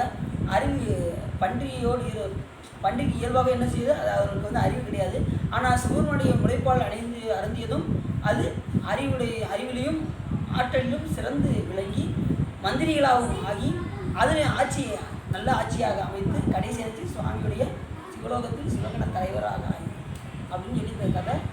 அடுத்து இன்னும் ஒரு கதை மட்டும் பார்த்துருவோம். சின்ன கதை தான். பாட்டு பாடணும்னு சொல்லியிருக்காங்க. அதனால மாதிரி சொன்னாங்க. இது ஒரு காமத்தில் முடிஞ்சு எப்படி இன்னைக்கு ஆரம்பிச்சிருக்கோம். மணி 7 இன்னும் காமனாக இருக்குது. அதுக்கு இன்னொரு கதை முடிச்சு பாதிக்கணும்னு அவங்க சொன்னாங்களா? கண்டிப்பாக பாட்டு பாடிட்டே இருக்கணும். கண்டிப்பாக இன்னைக்கு பஞ்சபுராணம் படிச்சுவோம். அடுத்து நீங்கள் டெய்லி தினசரி படிங்க. சரிதாண்ணா பாருங்கள். அது அடியில் கலந்துக்கிற எல்லாம் பாடணும்னா கரிக்குருவிக்கு உபதேசம் செய்த படணும். ராஜராஜ பாண்டியன் இந்திரபதியை பெற்றவன் அவர் குமாரனாகிய சுகுண பாண்டியன். உடனே அவருடைய மகன் பேர் என்னவர்? சுகுண பாண்டியன் என்று பேர். அப்போ ஒவ்வொரு வம்சத்துலேயும் ஒரு மகன் கரெக்டாக பிறந்துடுறாங்க. என்பன் வன்பு மிகுந்த ஆண் சிங்கத்தை போல் விளங்கி உயிர்களின் துன்பத்தை போக்கி செங்கோல் செலுத்தி வரும் நாளிலே வலிமை மிக்க ஒருவன் முற்பறவில் எத்துறையுமே நல்லறமே புரிந்து சிறிது பாவமும் செய்தமையால் இப்பிறவில் கரிக்குருவியாய் வந்து பிறந்தான். யாரு? உயிர்களின் துன்பத்தை போக்கி செங்கோல் செலுத்தி வரும் நாளிலே வலிமை மிக்க ஒருவன் முற்பிறவியில் எத்துறையிலும் நல்லறமே புரிந்து வரும் அவன் சிறிது பாவம் செய்ததனால் அந்த பாவத்திற்கு தகுந்தவாறு என்ன வந்துட்டான்? கரிக்குருவியாக வந்து பிறந்தான். சின்ன பாவம் செஞ்சதுக்கே கரிக்குருவியாக வந்து பிறந்திருக்கிறார் என்றால் நாம் ஒரு நாளைக்கு எவ்வளோ பாவம் செய்கிறோம்? நல்லா யோசிச்சு பாருங்க. அப்போ நமக்கு நம்ம என்ன விலங்காகவே நினச்சி பார்க்க ரொம்ப இதாக இருக்குது. ஆனால் எங்கே போனாலும் இனிமேல் கவலைப்பட வேண்டாம். ஏன்னா சிவபெருமான வணங்கியாச்சு. எந்த பிறவியில் போட்டாலும் நம்ம என்ன செய்ய போகிறோம்? சிவபெருமான வழிபாடு செய்து முடிய போகிறோம். அது கண்டிப்பாக உண்டு. அப்படி எத்தனையோ விலங்குகள் வந்து கூட சிவபெருமான வழிபாடு செய்து மோச்சடைஞ்சிருக்கல. அப்போ பாவங்கள் நிறையா புரிந்தாலும் கூட இனிமே என்ன செய்யக்கூடாது? அந்த பாவத்தை செய்யாதிருந்து நாம் என்ன செய்யணும்? சிவபெருமானை நாம் வழிபாடு செய்ய வேண்டும். சரி, அப்படி ஒரு சின்ன பாவம் செஞ்சதுனால கரிக்குருவியாய் வந்து பிறந்தார். அக்கரிக்குருவிக்கு காகம் முதலான பறவைகள் கூற்றுவனை போல் இடையூற்றினை விளைவித்து வந்தன. அடிநேரத்தை உங்களுக்கு சொன்ன நினைக்கிறேன். பறவைகள் வந்து அது நிம்மதியாகவே இருக்காது. எந்த நேரம் பிற பறவைகள் வந்து நம்ம கொத்திடுமோ அப்படின்னு பயத்தோடு இருக்குன்னு சொன்னோம்னா சொல்லிக்கலாம். சொன்னா பிற விலங்குகள்லாம் அடுத்த நேரத்தில் எது வந்து நம்மளை அடிச்சிடுமோ கொண்டுருமோ அப்படின்னு பயந்துக்கிட்டே வளரும். அதுபோல் இந்த கரிக்குருவி காகம் முதலான பறவைகள்லாம் வந்து துன்புறுத்திக்கிட்டே இருக்கான். இது தாங்க முடியாமல் இடத்த விட்டு அந்த இடத்த விட்டு ஓடுதான் கரிக்குருவி. கூற்றுவனை போல் வந்து இடையூற்றினை விளைவித்தன. அதனால் அந்த குருதி வடிகின்ற தலையினுடையதாகிய பறவைகள் அனைத்துக்கும் எளிய பறவையாய் அவ்விடையூற்றிலிருந்து அஞ்சி நகரத்துக்குள் இருந்து பின் அங்கிருந்து பயந்து பெரிய காட்டிற்குள் சென்று வழி அருகில் ஒரு புறத்தில் நிற்கும் பூத்து தலைத்த ஒரு மரத்தின் மேல் மிகுந்த நாணத்தோடு சேர்ந்து பெருமூச்செறிந்து கொண்டு அமர்ந்திருந்தது. உடனே அங்கிருந்து தப்பிச்சு ஓடி ஒரு காட்டுக்குள்ளே போச்சு. அங்கே போய் என்ன பெருமூச்சு விட்டு அப்பாட தப்பிச்சேன் பிழைச்சேன் அப்படின்னு சொல்லி என்ன செஞ்சான்? அந்த காட்டுக்குள்ளே போய் நிம்மதியாக இருந்தான். சில பறவைகளுடைய துன்பம் தாங்க முடியாமல் நிம்மதியாக ஒரு காட்டில் போய் இருக்கணும். நாம் என்ன செய்வோம்? யாராவது கொஞ்சம் இடையூறு கொடுத்தானா முதல்ல அவனை 2 அடி திருப்பி அடிக்காமல் விடவே மாட்டோம். இடையூறு பண்ணாங்கன்னா அப்படி செய்வோம்ல.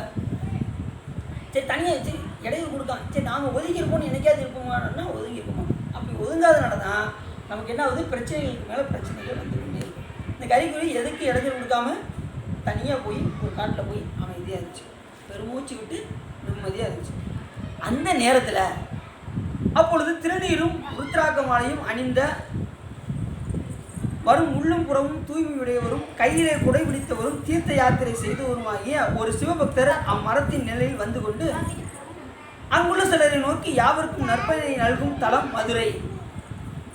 அங்கே ஒரு சிவபக்தர் அந்த காட்டுக்கு வந்தார். அங்கே இருக்கிறவர்களுக்கெல்லாம் உபதேசம் செய்தார். அந்த உபதேசம் செய்யும்போது இதெல்லாம் எங்கே நடக்குன்னா, இது நிம்மதி பெருமூச்சு விட்டது பாருங்க அந்த கரிக்குருவி, அதுக்கு கீழே இந்த நிகழ்ச்சி நடக்குது. அந்த சிவபக்தருக்கு முன்னாடி எல்லாம் உட்காந்துருக்காங்க. அவர் சாமியை பற்றி எடுத்து சொல்லிக்கிட்டு இருக்காரு. உலகிலே சிறந்த தலம் எது என்றால் மதுரை என்று சொல்லுது. உடனே அந்த கரிக்குருவி அதை கேட்கும். சாமியுடைய புகழை அப்படி கேட்கும். சிறந்த தலம் மதுரை, தீர்த்தம் ஒற்றாமரை, மூர்த்தி சோமசுந்தர கடவுள் என்று பெரியோர்கள் கூறுவர். இங்கிடம் ஒரே இடத்தில் 3 வகை சிறப்பு நிறைந்த இடம் இந்நில உலகில் எங்கும் இல்லை. மூர்த்தி தலம் தீர்த்தம் முறையாய் சென்று வருவோருக்கு ஒரு சற்குரு வாய்க்கும் பராமரவே என்று சொல்வதற்கிணங்க இந்த மூர்த்தி தலம் தீர்த்தம் ஒரே இடத்தில் ஒரே வகை சிறப்போடு உடையது மதுரை என்பதி அப்படின்னு சொன்னதும் அந்த கரிக்குருவி இதெல்லாம் கேட்குது. அந்த சிவபக்தர் சொல்ல சொல்ல கரிக்குருவி கேட்கணும். இங்கிடம் 3 ஒரே இடத்துல இருக்கு. மற்ற பகுதியில் எஞ்ஞாண்டும் சிறந்து விளங்கும் மதுரையிலோ இம்மூன்றும் சிறப்புற்று விளங்கும். அதனால் மதுரைக்கு இணையான தலம் வேறில்லை. சோமசுந்தர கடவுள் தன்னை வழிபடும் அடியார்களுக்கு எளியவராகி அவர்கள் விரும்பிய வரங்களை அனைத்தும் இப்பிறவிலே தந்திருவார். மதுரை மயில போய் வழிபாடு செஞ்சோம்னா இந்த பிறவிலே சாமி எல்லாமே கொடுத்துருவார். வேண்டிய வரங்களை கேட்டிருக்காங்க. இங்கே சொல்லியிருக்காங்க, மதுரை என்பதில் அவங்க சொல்லியிருக்காங்க. இங்கே போய் கேட்டால் எது கேட்டாலும் கிடைக்கும். உடனே நம்ம ஒரு பெரிய லிஸ்ட்டை போட்டு சாமி எனக்கு இது வேணும் அது வேணும் அப்படின்னு ஒரு பெரிய லிஸ்ட்டை போய் சொக்கநாத பெருமான்ட்ட போய் முன்னாடி போய் கொடுத்துடக்கூடாது. நமக்கு எது வேணும்? லிஸ்ட்டு வேணுமா, மோச்சம் வேணுமா, பிறவி வேணுமா, பிறவி வேண்டாமா அப்படின்னு நாம தான் முடிவு பண்ணிக்கணும். வேண்டுங்கால் வேண்டும் பிறவாமை மற்றவையார் வேண்டாமை வேண்டவர். பிறவாமை ஒன்று தான் நம்ம சாமிகிட்ட கேட்கும். மற்ற எதையுமே அந்த பிறவாமையை காட்டிலும் சிறந்தது எதுன்னா சிவபெருமான் மேல் நாம் செலுத்துகின்ற அன்பு. இடையரா அன்பு உனக்கின் ஊடகத்தேன் என்று உலகத்தந்தர்கள் என் உடையானே அப்படிங்கிறார்ல யார்? மாணிக்கவாசகர். சாமிகிட்ட அன்பு ஒன்று தான், வேறு எதையுமே நம்ம அவர்கிட்ட கேட்கவே கூடாது. பெறவே வேண்டும் மெய் அன்பு பேரா ஒளியா பிரிவு இல்லா மறவா நினையா அளவு இல்லா மாலா இன்ப மாதளவு. பெறவே வேண்டும் என்ன அன்பு? பார்த்தீங்களா, ரொம்ப கவனம். மெய் அன்பு வேணும். யார்கிட்ட? மனைவி மக்கள் இவங்ககிட்டயா? சிவபெருமான் கிட்ட. அவர்களையும் நம்ம என்ன செய்யணும்? எல்லார்ட்டையும் அன்பு செலுத்தினாதான் அந்த மெய்யன்பு சிவபெருமான்கிட்ட. எல்லா வீட்டையும் அன்பு வரலைன்னா சிவபெருமான் கிட்ட அன்பே வராது. பிற உயிரிட்ட நீங்கள் அன்பு செலுத்தலைன்னா சிவபெருமான்கிட்ட என்ன வராது? அன்பு வராது. மனசில் பூரா வஞ்சை எண்ணத்தோடே இருக்குன்னு வச்சுக்கோங்க. இதான்னு சொல்கிறேன். மனசில் அடுத்தவர்களை பற்றி வஞ்சகனத்தோடு இருந்தோம்னா சிவபெருமானுடைய அருள் முழுமையாக நமக்கு கிடைக்காது. எந்த நேரம் பிறரை வந்து நம்ம என்ன செய்யணும், பாராட்டிக்கிட்டே இருக்கணும். இவங்க நல்லா இருக்கணும், அவங்க நல்லா இருக்கணும், அவங்க நல்லா இருக்கணும், அவங்க குடும்பம் நல்லா இருக்கணும், அவங்க குழந்தை குட்டியெல்லாம் நல்லா இருக்கணும் அப்படி நினைங்க. கண்டிப்பாக நம்மளை எவ்வுயிரும் காக்க ஒரு ஈசன் உண்டோ இல்லையோ அவ்வுயில் நாம் ஒருவர் அல்லவும் சாமி என்ன செய்வார், நம்ம உயர்த்தும். என் குடும்பம் மட்டும் நல்லா இருந்தால் போகும், அவன் என் கண்ணுக்கு முன்னாடி இறைவா என் கண்ணுக்கு முன்னாடி அவனை காட்டாத அப்படிம்பாங்க சில பேர். பார்த்தீங்களா, அவன் உயர்த்துக்கிட்டே போகிறான், நான் கீழே போய்கிட்டே இருக்கனே அப்படிம்பாங்க. அப்படி நினைக்கக்கூடாது. உயர்ந்துட்டு போகிறாங்க நிறைய பேர். இப்போ ஒரு கருத்து என்னன்னா, ஒருத்தர் வந்து ஒரு வீடு கட்டி மாடி வீடு கட்டிட்டாருன்னு வச்சுக்கோங்களேன், இவங்களுக்கு பயிர் பொறுக்காது. எப்படி இவன் வீடு கட்டான், நாமளும் விழுந்து விழுந்து தான் பாடுபடுறோம், அவன் திடீர்னு சார் மாடி மேலே மாடி கட்டிட்டானே அப்படின்னு என்ன பண்ணுவாங்க, பயிர் கலந்து கொதிக்கும். இதை பற்றி நம்ம ஞானிகள் அழகாக பேசுகிறோம். அவங்க வாட்டு வேணுட்டே ஏன் கவலைப்படுறீங்க, அவருக்கு செய்த புண்ணியத்தை பாருங்கள். ஒருத்தர் நிறைய வீடு கட்டி சம்பாதிச்சு இருக்காங்கன்னா அவங்க செய்த புண்ணியம் அப்படி இருக்குன்னு நினச்சிக்கோங்க. நாம் இப்படி இருக்கோம்னா நாம் செய்த புண்ணியம் அவ்வளோதான் இருக்குன்னு நினச்சிக்கோங்க. அதுக்கு மேலே முயற்சி பண்ணி நம்ம மேலே வந்தோம்னா அப்போ நாம் ஏதோ புண்ணியம் பண்ணியிருக்கோம்னு நம்ம நினைக்கிறோம், அவ்வளோதான். இப்போ சைக்கிளில் ஒரு ஆள் போகிறாரு, ஒருத்தர் ஸ்கூட்டரில் போகிறாரு, ஒருத்தர் காரில் போகிறாரு. இந்த 3 பார்த்தா என்ன தெரியுது, இவர் செஞ்ச புண்ணியம் அவ்வளோதான், சைக்கிளில் போகிற அளவுக்கு தான் இருக்குது. அவர் செஞ்ச புண்ணியம் ஸ்கூட்டர் போகிற அளவுக்கு இருக்குது. இன்னொருத்தர் செஞ்ச புண்ணியம் காரில் போகிற அளவுக்கு. அந்த புண்ணியத்தை தான் பார்க்கணுமே தவிர பொறாமைப்படக்கூடாது. அதுதான் நம்ம நூல்களெல்லாம் சொல்லுது. வளர்ந்துட்டு போகிறாங்க, அவங்க செஞ்ச புண்ணியம் அப்படி இருக்குன்னு சொல்லி நீங்கள் விட்டுட்டு நீங்கள் அடுத்த வேலையை பார்க்க ஆரம்பிச்சு அதை பற்றி நம்ம என்ன செய்யக்கூடாது, பொறாமை படக்கூடாது. ஏன்னா ஒன்று செய்யலாம், போட்டி எடுத்துக்கிட்டு நீங்கள் அவங்கள கூட முன்னேறணும்னு நினைக்கலாம், அது தப்பு கிடையாது. போட்டி எடுத்துக்கொள்ளலாம், பொறாமைப்படக்கூடாது. அவன் ஏதாவது ஆகி சீக்கிரம் அப்படியே அவன் கீழே வந்துடணும் அப்படின்னு நினைக்கக்கூடாது, அதுதான் பொறாமை. சாமி அவன் ஒரு 2 மாடி வீடு கட்டியிருக்கான், அவனை விட முன்னேறி 3 வீடு மாடி கட்டணும் அப்படின்னு தொழிலில் முன்னேற்றத்தை காட்டி நம்ம என்ன செய்யலாம், உயர்ந்து வரலாம், அது தப்பு கிடையாது. ஆனால் பொறாமை படக்கூடாது. சரி, அப்படி மூவகை சிறப்புடைய தலம் எதுனாரு, மதுரையை பற்றி அப்படின்னா. அப்படி அங்கு வழிபடும் அடியவர்களுக்கு எளியவராகி அங்கு அவர்கள் விரும்பிய வரங்களை அனைத்தும் இப்பிறவிலே தந்துடுவார். மற்ற தலத்தில் மூர்த்திகளிலும் இல்லாத ஒரு பெரும் சிறப்பு மறுபிறப்பில் அன்று இப்பிறப்பில் நல்கார். அதனால் விசேடமூர்த்தி சோமசுந்தர கடவுளே ஆவார் என்று போதித்தார். அம்மர கொம்பில் சாம்பியிருந்த கரிக்குருவி அதனை கேட்டவுடனே ஞானம் பெற்றது. உடனே இதை பூரா எது கேட்குது, அந்த கரிக்குருவி கேட்டுகிட்டே இருக்கு. கேட்ட மாத்திரத்திலே அதுக்கு என்ன வந்துச்சான், ஞானம் வந்துச்சு. இப்போ நீங்கள் சிவன் போல கேட்டுகிட்டே இருக்கீங்க, அப்போ உங்களுக்கு என்ன வந்திருக்கணும், ஞானம் வந்துருக்கணும். ஞானம் உங்களுக்கு இயல்பாகவே இருக்கு. ஞானம் வந்ததில்லை, எனக்கு இப்போ தாங்க ஞானம் வந்துச்சு அப்படின்னு சொன்னால் அது கரெக்டாக தப்பா? எனக்கு இப்போ தாங்க ஞானம் வந்துச்சு அப்படின்னு நான் சொல்கிறேன்னு வச்சுக்கோங்க, அது கரெக்டாக தப்பா? சரியா தவறு? தவறு. என்னைக்கு இந்த உலகத்தில் ஒரு பொருள் வருதோ அது ஒரு நாள் போயிடும். புரியுது உங்களுக்கு? எனக்கு இப்போ தாங்க ஞானம் வந்துச்சு அப்படின்னா அப்போ ஒரு நாள் அது போயிடும்னு அர்த்தம். அப்படி சொல்லக்கூடாது. இயல்பாகவே உங்கள் இதில் தங்கியிருக்கும் ஞானம் என்பது. நீங்கள் சிவபூஜை சிவபுண்ணியங்களை செய்ய அது ஞானம் ஊறி போய் தங்கியிருக்கும். அது எப்போ வெளிப்பட்டு தோன்றும் என்றால் குருநாதருடைய பார்வைப்பட்டதும் அது உங்களுக்கு என்னாகும், அது வெளிப்படும். சூரியகாந்த கல்லில் சூரிய ஒளி பட்டதுமே அது என்ன ஆயிடுது, நெருப்பு பொறியை கருது பார்த்தீங்கன்னா, அதுபோல் உங்களுடைய ஞானம் இயல்பாக இருக்குது. சூரிய ஒளி பட்டால் எப்படி சூரியகாந்த கல்லிலிருந்து பொறி எழுப்புகின்றதோ அதுபோல் குருநாதருடைய பார்வைப்பட்டதும் உங்களுடைய ஞானமானது வெளிப்பட்டு தோன்றும். இயல்பாகவே உங்கள்கிட்ட இருக்குது. நீங்கள் சிவபுண்ணியம் நிறைய பண்ண உங்கள்கிட்ட இயல்பாகவே ஞானம் இருக்குது. அது குருநாதருடைய பார்வைப்பட்டதும் அது வெளிப்பட்டு தோன்றது. என்ன செய்வீங்க, நீங்கள் நிறைய சிவபுண்ணியம் பண்ண ஆரம்பிச்சிடுவீங்க, நிறைய தொண்டு செய்ய ஆரம்பிச்சிடுவீங்க. அப்புறம் பன்மடங்கு பெருக ஆரம்பிச்சிடும். டீச்சரெலாம் எடுத்துகிட்டு சிவபுண்ணியம் பண்ணீங்கன்னு வச்சுக்கோங்க, ஒவ்வொரு புண்ணியத்துக்கும் டீச்சரெலாம் எடுத்துகிட்டு பண்ணுற புண்ணியத்துக்கு பார்த்தீங்கன்னா அது பூராமே அனந்த கோடி மடங்கு ஒவ்வொரு புண்ணியத்துக்கும் கொடுக்கும். மற்ற நேரத்தில் செய்கிற புண்ணியம் 1 மடங்கு தான். ஆனால் தீட்சை பெற்றுக்கொண்டு செய்யக்கூடிய சிவபுண்ணியங்களுக்கு எப்படி பேர், அனந்த கோடி மடங்கு. ஒவ்வொரு புண்ணியத்துக்கும் கோயிலில் விளக்குறீங்களா, அது அனந்த கோடி மடங்கு புண்ணியம். கோயிலில் விளக்கு போடுறீங்களா, அனந்த கோடி மடங்கு புண்ணியம். இப்படி செய்ய தான் தீட்சை பெற்று கொண்டு செய்யும்போது என்ன ஆகும்னா, நீ எத்தனை விரைவில் மூடையாக வச்சுருக்கீங்களோ அந்த வினை கணக்குகள் பூராமே இந்த ஒரு சிவபுண்ணியத்தினால் அடையும். இது அவங்களுக்கு அந்தளவுக்கு சாமி நமக்கு எல்லாம் கொடுப்போம். சரி, அப்படி மரக்கொம்பில் அந்த இதெல்லாம் இருந்துச்சு. அது கேட்டு அது ஞானம் வந்துச்சு அந்த கரிக்குருவி. அதனால்தான் பறவையாய் பிறந்த காரணமும் பிறவும் தெளிந்தது. ஓ சாமி, நான் அதுக்காக தான் இந்த குருவியை பிறந்திருக்கணும் அப்படின்னு அது நினைக்கும். கரிக்குருவி என்ன நினைக்கும், இந்த ஞானம் நமக்கு வருவதற்காக தான் நம்ம பிறந்திருக்க போகுது அப்படின்னு நினைக்கும். இப்பிறவியை ஒழிப்பதற்கு இச்சிவபக்தர் இங்கு சொல்லியதே உறுதி என்று கருதி துணிந்து அக்காட்டிலிருந்து நீக்கி மதுரை என்பதையே அடைந்தது. உடனே அந்த மதுரைன்னு கேட்டதுமே அங்கே இந்த கரிக்குருவி என்ன ஆயிடுச்சு, அது வந்து பறந்து மதுரைக்கு போக ஆரம்பிச்சிச்சு. பின்பு கரிக்குருவி பொற்றாமரை தீர்த்தத்திலே நீராடி சோமசுந்தர கடவுளை வடம் செய்து அன்புடனே மனத்தினால் பூஜித்து வணங்கியது.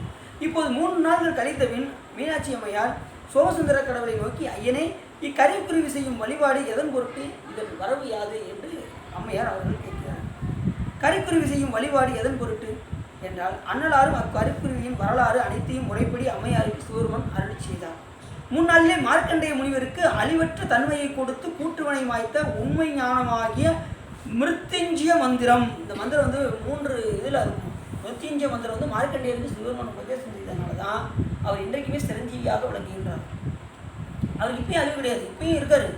யார்? மார்க்கண்டேயர். அந்த மந்திரத்தை சுவாமி அவருக்கு உதவி சொன்னார். யாருக்கு? அந்த கரிக்குருவிக்கு. மிருத்யுஞ்சய மந்திரம் அது வந்து பார்த்தீங்கன்னா 3 எழுத்தில் முடிந்த மந்திரமா, திரியம்பகம் என்று வேத மந்திரம் அதை போடணும். அப்படிப்பட்ட மந்திரத்தை சுவாமி அந்த கரிக்குருவிக்கு உபதேசம் செய்தார். என்றும் சிரஞ்சீவியாக இருக்கக்கூடிய அந்த ஒரு மந்திரம் சோமசுந்தர கடவுள் உபதேச மிருத்யுஞ்சய மந்திரத்தை செவியில் ஏற்றவுடனே பிறவி துன்பம் ஒளிந்து கரிக்குருவி சிற்றறிவு நீங்கி பேரறிவு பெற்று சிவபெருமான் திருவடிகளை மனத்தில் கொண்டு என்றும் துதித்து கொண்டு, எம்பெருமானே, அறிவின்றி செய்த தீவினையினாலே என் கருணைத்திறத்தை அழியாது நிற்கும் அடியனை ஆளல் வேண்டும் என்று கேட்டதான். உடனே சாமி பார்த்து என்ன கேட்டுச்சு? என்னை ஆள வேண்டும் என்று.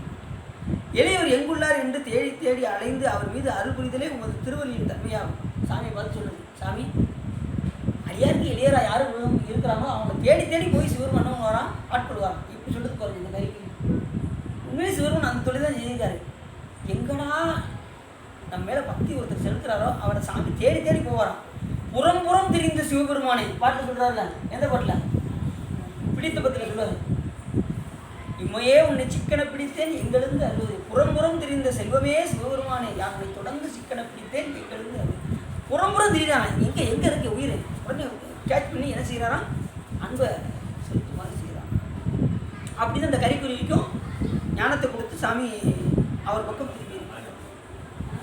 அடியன் பிறப்பில் செய்த நல்ல அறத்தின் தன்மையினால் இப்பிறப்பிலே இம்மந்திரத்தை அடியனுக்கு உபதேசித்தல்லே இது மறுமையில் சிவகதி அடைவதற்கு காரணமாயிற்று. ஆதலால் அடியன் உண்மையிலும் நற்பேறு அடைந்த நாயினே, ஆயினும் ஐயனே, அடியனுக்கு ஒரு குறை உள்ளது. இப்போ இந்த மந்திரத்தை பண்ணால் மந்திர உபதேசம் செய்கிறாருன்னா முற்பிறவிலும் என்ன செஞ்சிருக்கணும்? தவம் செஞ்சிருக்கணும். இனி வரக்கூடிய பிறவிலும் தவம் செஞ்சிருந்தா தான் இந்த மிருத்யுஞ்சய மந்திரம் கிடைக்குமா, இல்லைன்னா கிடைக்காது. அதனால் சாமி, நான் அடியன் முற்பிறவிலும் ஏதோ தவம் செஞ்சிருக்கேன், இனி வரக்கூடிய பிறவிலும் இந்த சிவகதி அடையக்கூடிய வாய்ப்பையும் நீங்கள் கொடுக்க போறீங்க. அப்படிப்பட்ட மந்திரத்தை அடியனுக்கு நீங்கள் உபதேசம் செய்து அருளினீர்களே என்று சாமிகிட்ட போய் என்ன செய்தான்? இந்த கரிக்குருவி போய் சொல்லுது. இது உண்மையிலும் நற்பேறு அடைந்தவனாயின, ஆயினும் ஐயனே, அடியனுக்கு ஒரு குறை உள்ளது. கொடிய பறவைகள் எல்லாம் அடியனை துன்புறுத்தி வருகின்றன, கண்டவரெல்லாம் நகைக்கும்படி எளியவனாயினேன் என்று விண்ணப்பம் செய்தது. அப்போது சோமசுந்தர கடவுள், அப்பறவைகளுக்கெல்லாம் நீ வலியாக கடவாய், எல்லா பறவைகளுக்கும் நீ செய்வ வலியதாக ஆகிவிடுவாய். அதனால தான் அந்த மந்திரத்தை சாமி உபதேசம் செஞ்சுருக்கேன். முன்னாடி அந்த பறவை பார்த்தது எல்லாம் என்ன இருந்துச்சு? கண்டு அங்கங்கே கொத்தி அங்கங்கே வலி இழந்து அது ரத்தம் ஆறு ஓடிச்சுன்னு சொல்லி முதல்ல பார்த்தோம். அப்படி வலி இழந்ததாக இருந்தது. இப்போ என்ன ஆச்சு? எல்லா பறவைகளுக்கும் அது வலிமையுடைய பறவையாக ஆகிவிட்டது தான் அந்த கரிக்குருவி. எதனால்? இந்த மிருத்யுஞ்சய மந்திரத்தை உபதேசம் செய்ததுனால. அப்போ வலியுடையதாக ஆகிடுது. அது மட்டும் கிடையாது, அது என்ன கேட்க பாருங்க. அக்கரிக்குருவி, எம்பெருமானே, வணங்கி அடியனுக்கு இன்னும் ஒரு வரம் தர வேண்டும். முதல்ல என்ன கேட்டுச்சு? சாமி, எனக்கு எல்லாரும் நகைக்கும்படி, எல்லாரும் என்னை நகைக்கிறாங்க, அதனால் நீ என்ன செய்யணும் அப்படின்னா எல்லாரும் வலிமையுடையதாக ஆகணும். உடனே வலிமையுடையதாக ஆக்கிட்டார் சாமி. ரெண்டாவது, அக்கரிக்குருவி எம்பெருமானை வணங்கி அடியனுக்கு இன்னொரு வரம் தர வேண்டும். எஞ்ஞாண்டும் அப்பறவைகள் தேவரில் உபதேசித்த மந்திரத்தை ஓதி உய்தல் வேண்டும், அருள் செய்வீராக என்று இறந்து வேண்டியது. சோமசுந்தர கடவுள் அங்கனமே ஆக கடவுது என்று கூறி அருளி 3 எழுத்தினால் முடிந்த அம்மந்திரத்தை தெய்வம், இருடி, சந்தம் என்பனவற்றுடன் எடுத்தல், படுத்தல், நலிதல் என்ற மூவகை யோசையோடும் தெளிவித்தார். இப்போ என்ன கேட்டுச்சு? தன் கரிக்குருவிகளுடைய வம்சம் இருக்கு பாருங்க, அது பூராமே என்ன ஆயிடுச்சா? இந்த மந்திரத்தை உபதேசம் செய்து எல்லாருக்கும் சாமி உபதேசம் பண்ணாராம் அந்த கரிக்குருவிக்கு பூராமே. அதனால அவங்க வம்சம் முதற்கொண்டு என்ன ஆயிடுச்சா? அந்த மூவகை மந்திரத்தை சொல்லி எல்லாமே நற்கதி அடைய ஆரம்பிச்சிச்சா. அந்த மாதிரி சாமிகிட்ட கேட்டு கரிக்குருவி ஓதி உயிர். அப்போ அந்த பறவைகள் பூராமே இப்போ நம்ம ஏன் இல்லைன்னா கரிக்குருவி அது எல்லாமே பிறந்து என்னாச்சு? சாமியோட உபதேசம் கேட்டு எல்லாமே மோட்சம் அடைஞ்சிச்சு. அதனால தான் இப்போ கரிக்குருவிலாம் நாம் பார்க்க முடியும். நாம் எத்தனை தடவை வந்திருக்கோம், சாமி வந்து வழிபாடு செய்யணும். என் குடும்பத்தில் உள்ளவர்கள் நம்முடைய சொந்த பந்தங்கள் எல்லாம் நல்லா இருக்கும்னு நம்ம நினச்சிருந்தா நாமளும் அந்த நிலையில் இருப்போம். நான் மட்டும் நல்லா இருந்தால் நினச்சோம்னா என்ன அப்படி ஆயிட முடியுமா? யோசிச்சு பாருங்கள். அப்போ அந்த கறிக்குறி என்ன கேட்டுச்சு? தான் மட்டும் வலிமையுடையதாக ஆகாமல் என்னுடைய வம்சம் அனைவரும் வலியுடையவராக இருக்க வேண்டும் என்று கேட்டது. உடனே அதையும் சாமி என்ன செஞ்சார்? அந்த மந்திரத்தை உதவி செய்து அதை வலிமையுடையதாக ஆக்கி கடைசி செஞ்சார். சாமி கொடுத்தார். அந்த கரிக்குருவி குருமொழியை இடைவிடாது பயின்றது தன் சாதி பறவைகளும் தன்னைப் போலவே சிவபெருமான் அருளிய வழியால் பறவைகளுக்கெல்லாம் வலியனவாக வழியான் என்று காரணப்பெயரை பெற்று உலகிலே சிறப்புற்றிருந்தன. கரிக்குருவி சிவபெருமானுடைய திருவடியை அடைந்தது. கடைசி என்னாச்சு? தன்னுடைய வம்சங்களுக்கெல்லாம் அது உபதேசம் செய்ய வச்சுட்டு கடைசி அது சாமியுடைய திருவடியை போய் அடைந்தது. இதுதான் கரிக்குருவிக்கு உபதேசம் செய்த படம். எதை உபதேசம் செய்தாரு? இந்த மிருத்யுஞ்சய மந்திரத்தை உபதேசம் செய்தார். இது வேதங்களில் வரும், வேதங்களில் வரக்கூடிய ஒரு மந்திரம். அந்த மந்திரத்தை சொன்னால் இந்த பிரிவில் நம்ம வழியுடையவராகவும் இருப்போம், கடைசி சுவாமியுடைய திருவடியையும் போய் அடைவோம். அப்படிப்பட்ட ஒரு மந்திரம். இக்கரிக்குருவி தான் வருந்தி தவம் பெற்ற வரத்தினை தன்னைப் போலவே தன் சுற்றமும் எளிதாக அடையும்படி வேண்டி பெற்றது. இதனால் உலகத்திலே தக்கான் ஒருவன் வாழ தன் கிளை வாழும் என்ற பழமொழி விளங்கிற்று. ஒரு பழமொழி இருக்குல்ல, தக்கான் ஒருவன் வாழ்ந்தால் தன் கிளை வாழும் ஒரு பழமொழி இருக்கு. அதுபோல் நல்ல ஒரு ஒருவர் இருந்தால் என்னாவும் அவங்களுடைய கிளை சுற்றங்கள் எல்லாருமே நல்லா சந்தோஷமாக இருக்கும். நம்ம சாமிகிட்ட கேட்குற வரம் எப்படி இருக்கணும்? தன்னை சார்ந்தவர் எல்லாரும் நல்லா இருக்கணும் வேணும்னா ஒருத்தர் அந்த மாதிரி இருந்தாலே அவங்க வம்சம் எல்லாருமே நல்லா இருப்பாங்க. இப்போ சிவபக்தர்லாம் என்ன செய்வாங்க? அடியார் மக்கள் என்ன கேட்பாங்க சாமிகிட்ட? எல்லா உயிரும் இன்புற்றிருக்கு அணிப்பது என்று வேறென்றும் நினைந்தறியேன் பராபரமேன்னு கேட்பாங்க. அதனால 21 தலைமுறையில் யாருமே அவங்க என்ன செய்ய மாட்டாங்க? நரகத்திற்கு போக மாட்டார்கள். புரியுது அவங்களுக்கு? அவங்க தன்னைத்தானே எனக்கு எனக்கு வரவங்க மட்டும் கொடுன்னு சொல்லி கேட்பாங்க அடியார்கள். எல்லா உயிருக்கும் கேட்டதுனால அவங்க 21 தலைமுறையும் யாரும் நரகம் போக மாட்டார்கள். மாமா, மச்சான், அண்ணன், தம்பி, சித்தப்பா, பெரியப்பா அவங்களுடைய வம்சத்திற்கு 21 தலைமுறைகளும் யாரும் இன்னும் போக மாட்டாங்க, நரகத்திற்கு போய் அழுந்த மாட்டார்கள். மூவேர் சுற்றம் முரணு நரைகளை ஆளாமை அருள் அரசே போற்றி. யார் சொல்றான்? மாணிக்க வாசகர் சொல்றாங்க. அப்படிப்பட்ட ஒரு எந்த நம்ம பண்ணிடுவோம். அவங்களுக்கு காலில் ஆணி ஊற்றிடுச்சு. நேற்று அது வழியோடு தான் பண்ணாங்க. நேற்று ஊசி போட்டிருக்காங்க. அதோட இன்னைக்கு வேலைக்கு வேற போயிட்டு அவங்களுக்கு கொஞ்சம் வந்து ஊசி போட்டுருக்காங்க. நான் ஆடின் பண்ணிடுவேன். சரி, அப்படி குருமொழி உடனே என்ன ஆயிடுச்சு? சாமியோட திருவடியை போய் அடைந்தது. இந்த கருத்து என்ன சொல்லுது நமக்கு? ஒருத்தர் நல்லா இருந்தாங்கன்னா அவங்க சுற்றமெல்லாம் நல்லா இருக்கும் அப்படிங்கிறதும், இறைவன் திருவடி இடத்து அன்பு கொள்ளாதவர்களை போன்ற கொடியவர்கள் இல்லை, இறைவன் திருவடியிடத்து அன்பு கொண்டவர்களுக்கு போன்ற வலிமை பெற்றவர்களும் இல்லை. இறைவன் திருவடியிடத்து அன்பின்மையால் எளிய பறவையாய் தெரிந்த கரிக்குருவி பின் இறைவன் திருவடியிடத்து அன்பு கொண்டதனால் எல்லா பறவைகளுக்கும் வலிய பறவையாய் விளங்கலாயிற்று. சிவருமன் மேலே அன்பு செலுத்தினோம்னா எல்லா விதமான நன்மைகளும் வந்து சேரும். நம்ம ஏற்கனவே பார்த்தோம். அதே போல் அது வலி இல்லாத இருந்தக்கூடிய அந்த கரிக்குருவி வலிமையுடையதாக மாறியது. எதனால்? சிவபெருமான் மேல் கொண்ட அன்பினால் என்று இந்த கதை நமக்கு உணர்த்துது. அப்படின்னு சொல்லி இந்த கதை முடியுது. கரிக்குருவிக்கு உபதேசம் செய்த படம். அதனால தான் ஒரு டக்குன்னு முடிச்சிடலான்னு பார்த்தேன். அடுத்து நாளைக்கு முக்தி கொடுத்த படலாம். அது சின்ன கதை. அது முடிஞ்சாலும் நாளைக்கு என்ன நாளைக்கு வர்றவன்னு சொல்ல முடியாது. வந்துட்டோம்னா நாளைக்கு முக்தி கொடுத்த படத்தை பார்த்தோம். அதான் முடிஞ்சிருச்சு. அது கல்யாணிக்கு இது கரும்பு கொடுத்த படம்லாம் முடிஞ்சிருச்சு. அது முதலே முடிஞ்சிருச்சு. இது நாளைக்கு முக்தி கொடுத்த படம் முடிஞ்சதுமே அடுத்து நம்ம என்ன செய்வோம்? 3வது காண்டத்துக்கு போக போகிறோம். 2 காண்டம், மொத்தம் 3 காண்டம். மதுரை காண்டம், கூடல் காண்டம், அடுத்து திரு ஆலவாய் காண்டம். அடுத்து ஆலவாயின்னு எப்படி மாறிச்சு மதுரை அப்படிங்கிறத பற்றி நம்ம, அது பெரிய கதை. அது நமக்கு இன்னைக்கு 3 சேர்ந்து முடிச்சிடலாம் பார்த்தேன், முடியாது வளர்த்துக்குது. அதனால் நம்ம நாளைக்கு அதுக்கடுத்து பார்ப்போம். சரி, நாளைக்கு முக்தி கொடுத்த படத்தை வாய்ப்பு இருந்தால் நாளைக்கு இல்லை ஆரம்பிச்சுக்கோம். இதுகாரம் உள்ளே நிறைந்து உபகை சிறந்து நீங்கள் இந்த திருவையாளர் புராணத்தை நீங்கள் கேட்டதினால் உங்களுடைய வல்வினை கரைந்து திருவள்ளுவர் உரை என்று சொல்லி திருப்புகழ் பாடி அடியேன் உரையை நிறைவு செய்வோம். திருப்புகழ் இதெல்லாம் சேர்ந்து பாடணும்னாங்கல்ல.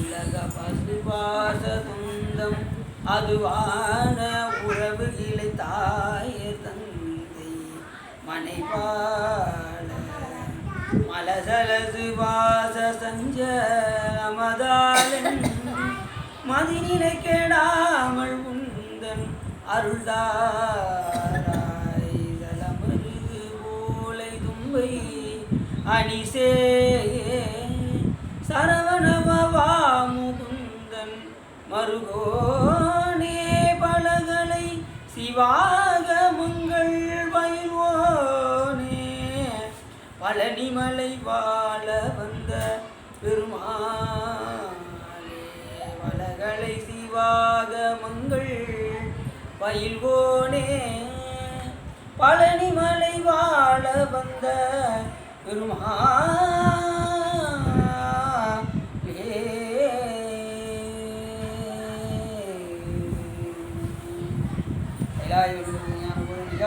வைவாய்மை கண்டான் சந்ததிக்கோ மெய்ஞான பானுவாதி உயிலாரும் வழி திருவாவு தெரிவாள் நமச்சிவாயும் சைலாதி மறுபடியும் திருமணம் திலகமாகும் பையம் நெடுக மாமலை திரும்பி அன்பர் விளங்கு சைவ நன்னெறிதான் கலைத்துமுக தெய்வன் திருநீர் சிறக்கவை வான்முகில் பலாதிவைக மலிவளம் சிறக்க மன்னன் போன்முறை அரசைக குறைவில்லாத வேறுவாழ்க நான்முறை அரங்கள் வந்த நற்றவும் வேறுவல்க மேன்மைகள் சைவ நீதி விளங்குக அரகம் பார்வதி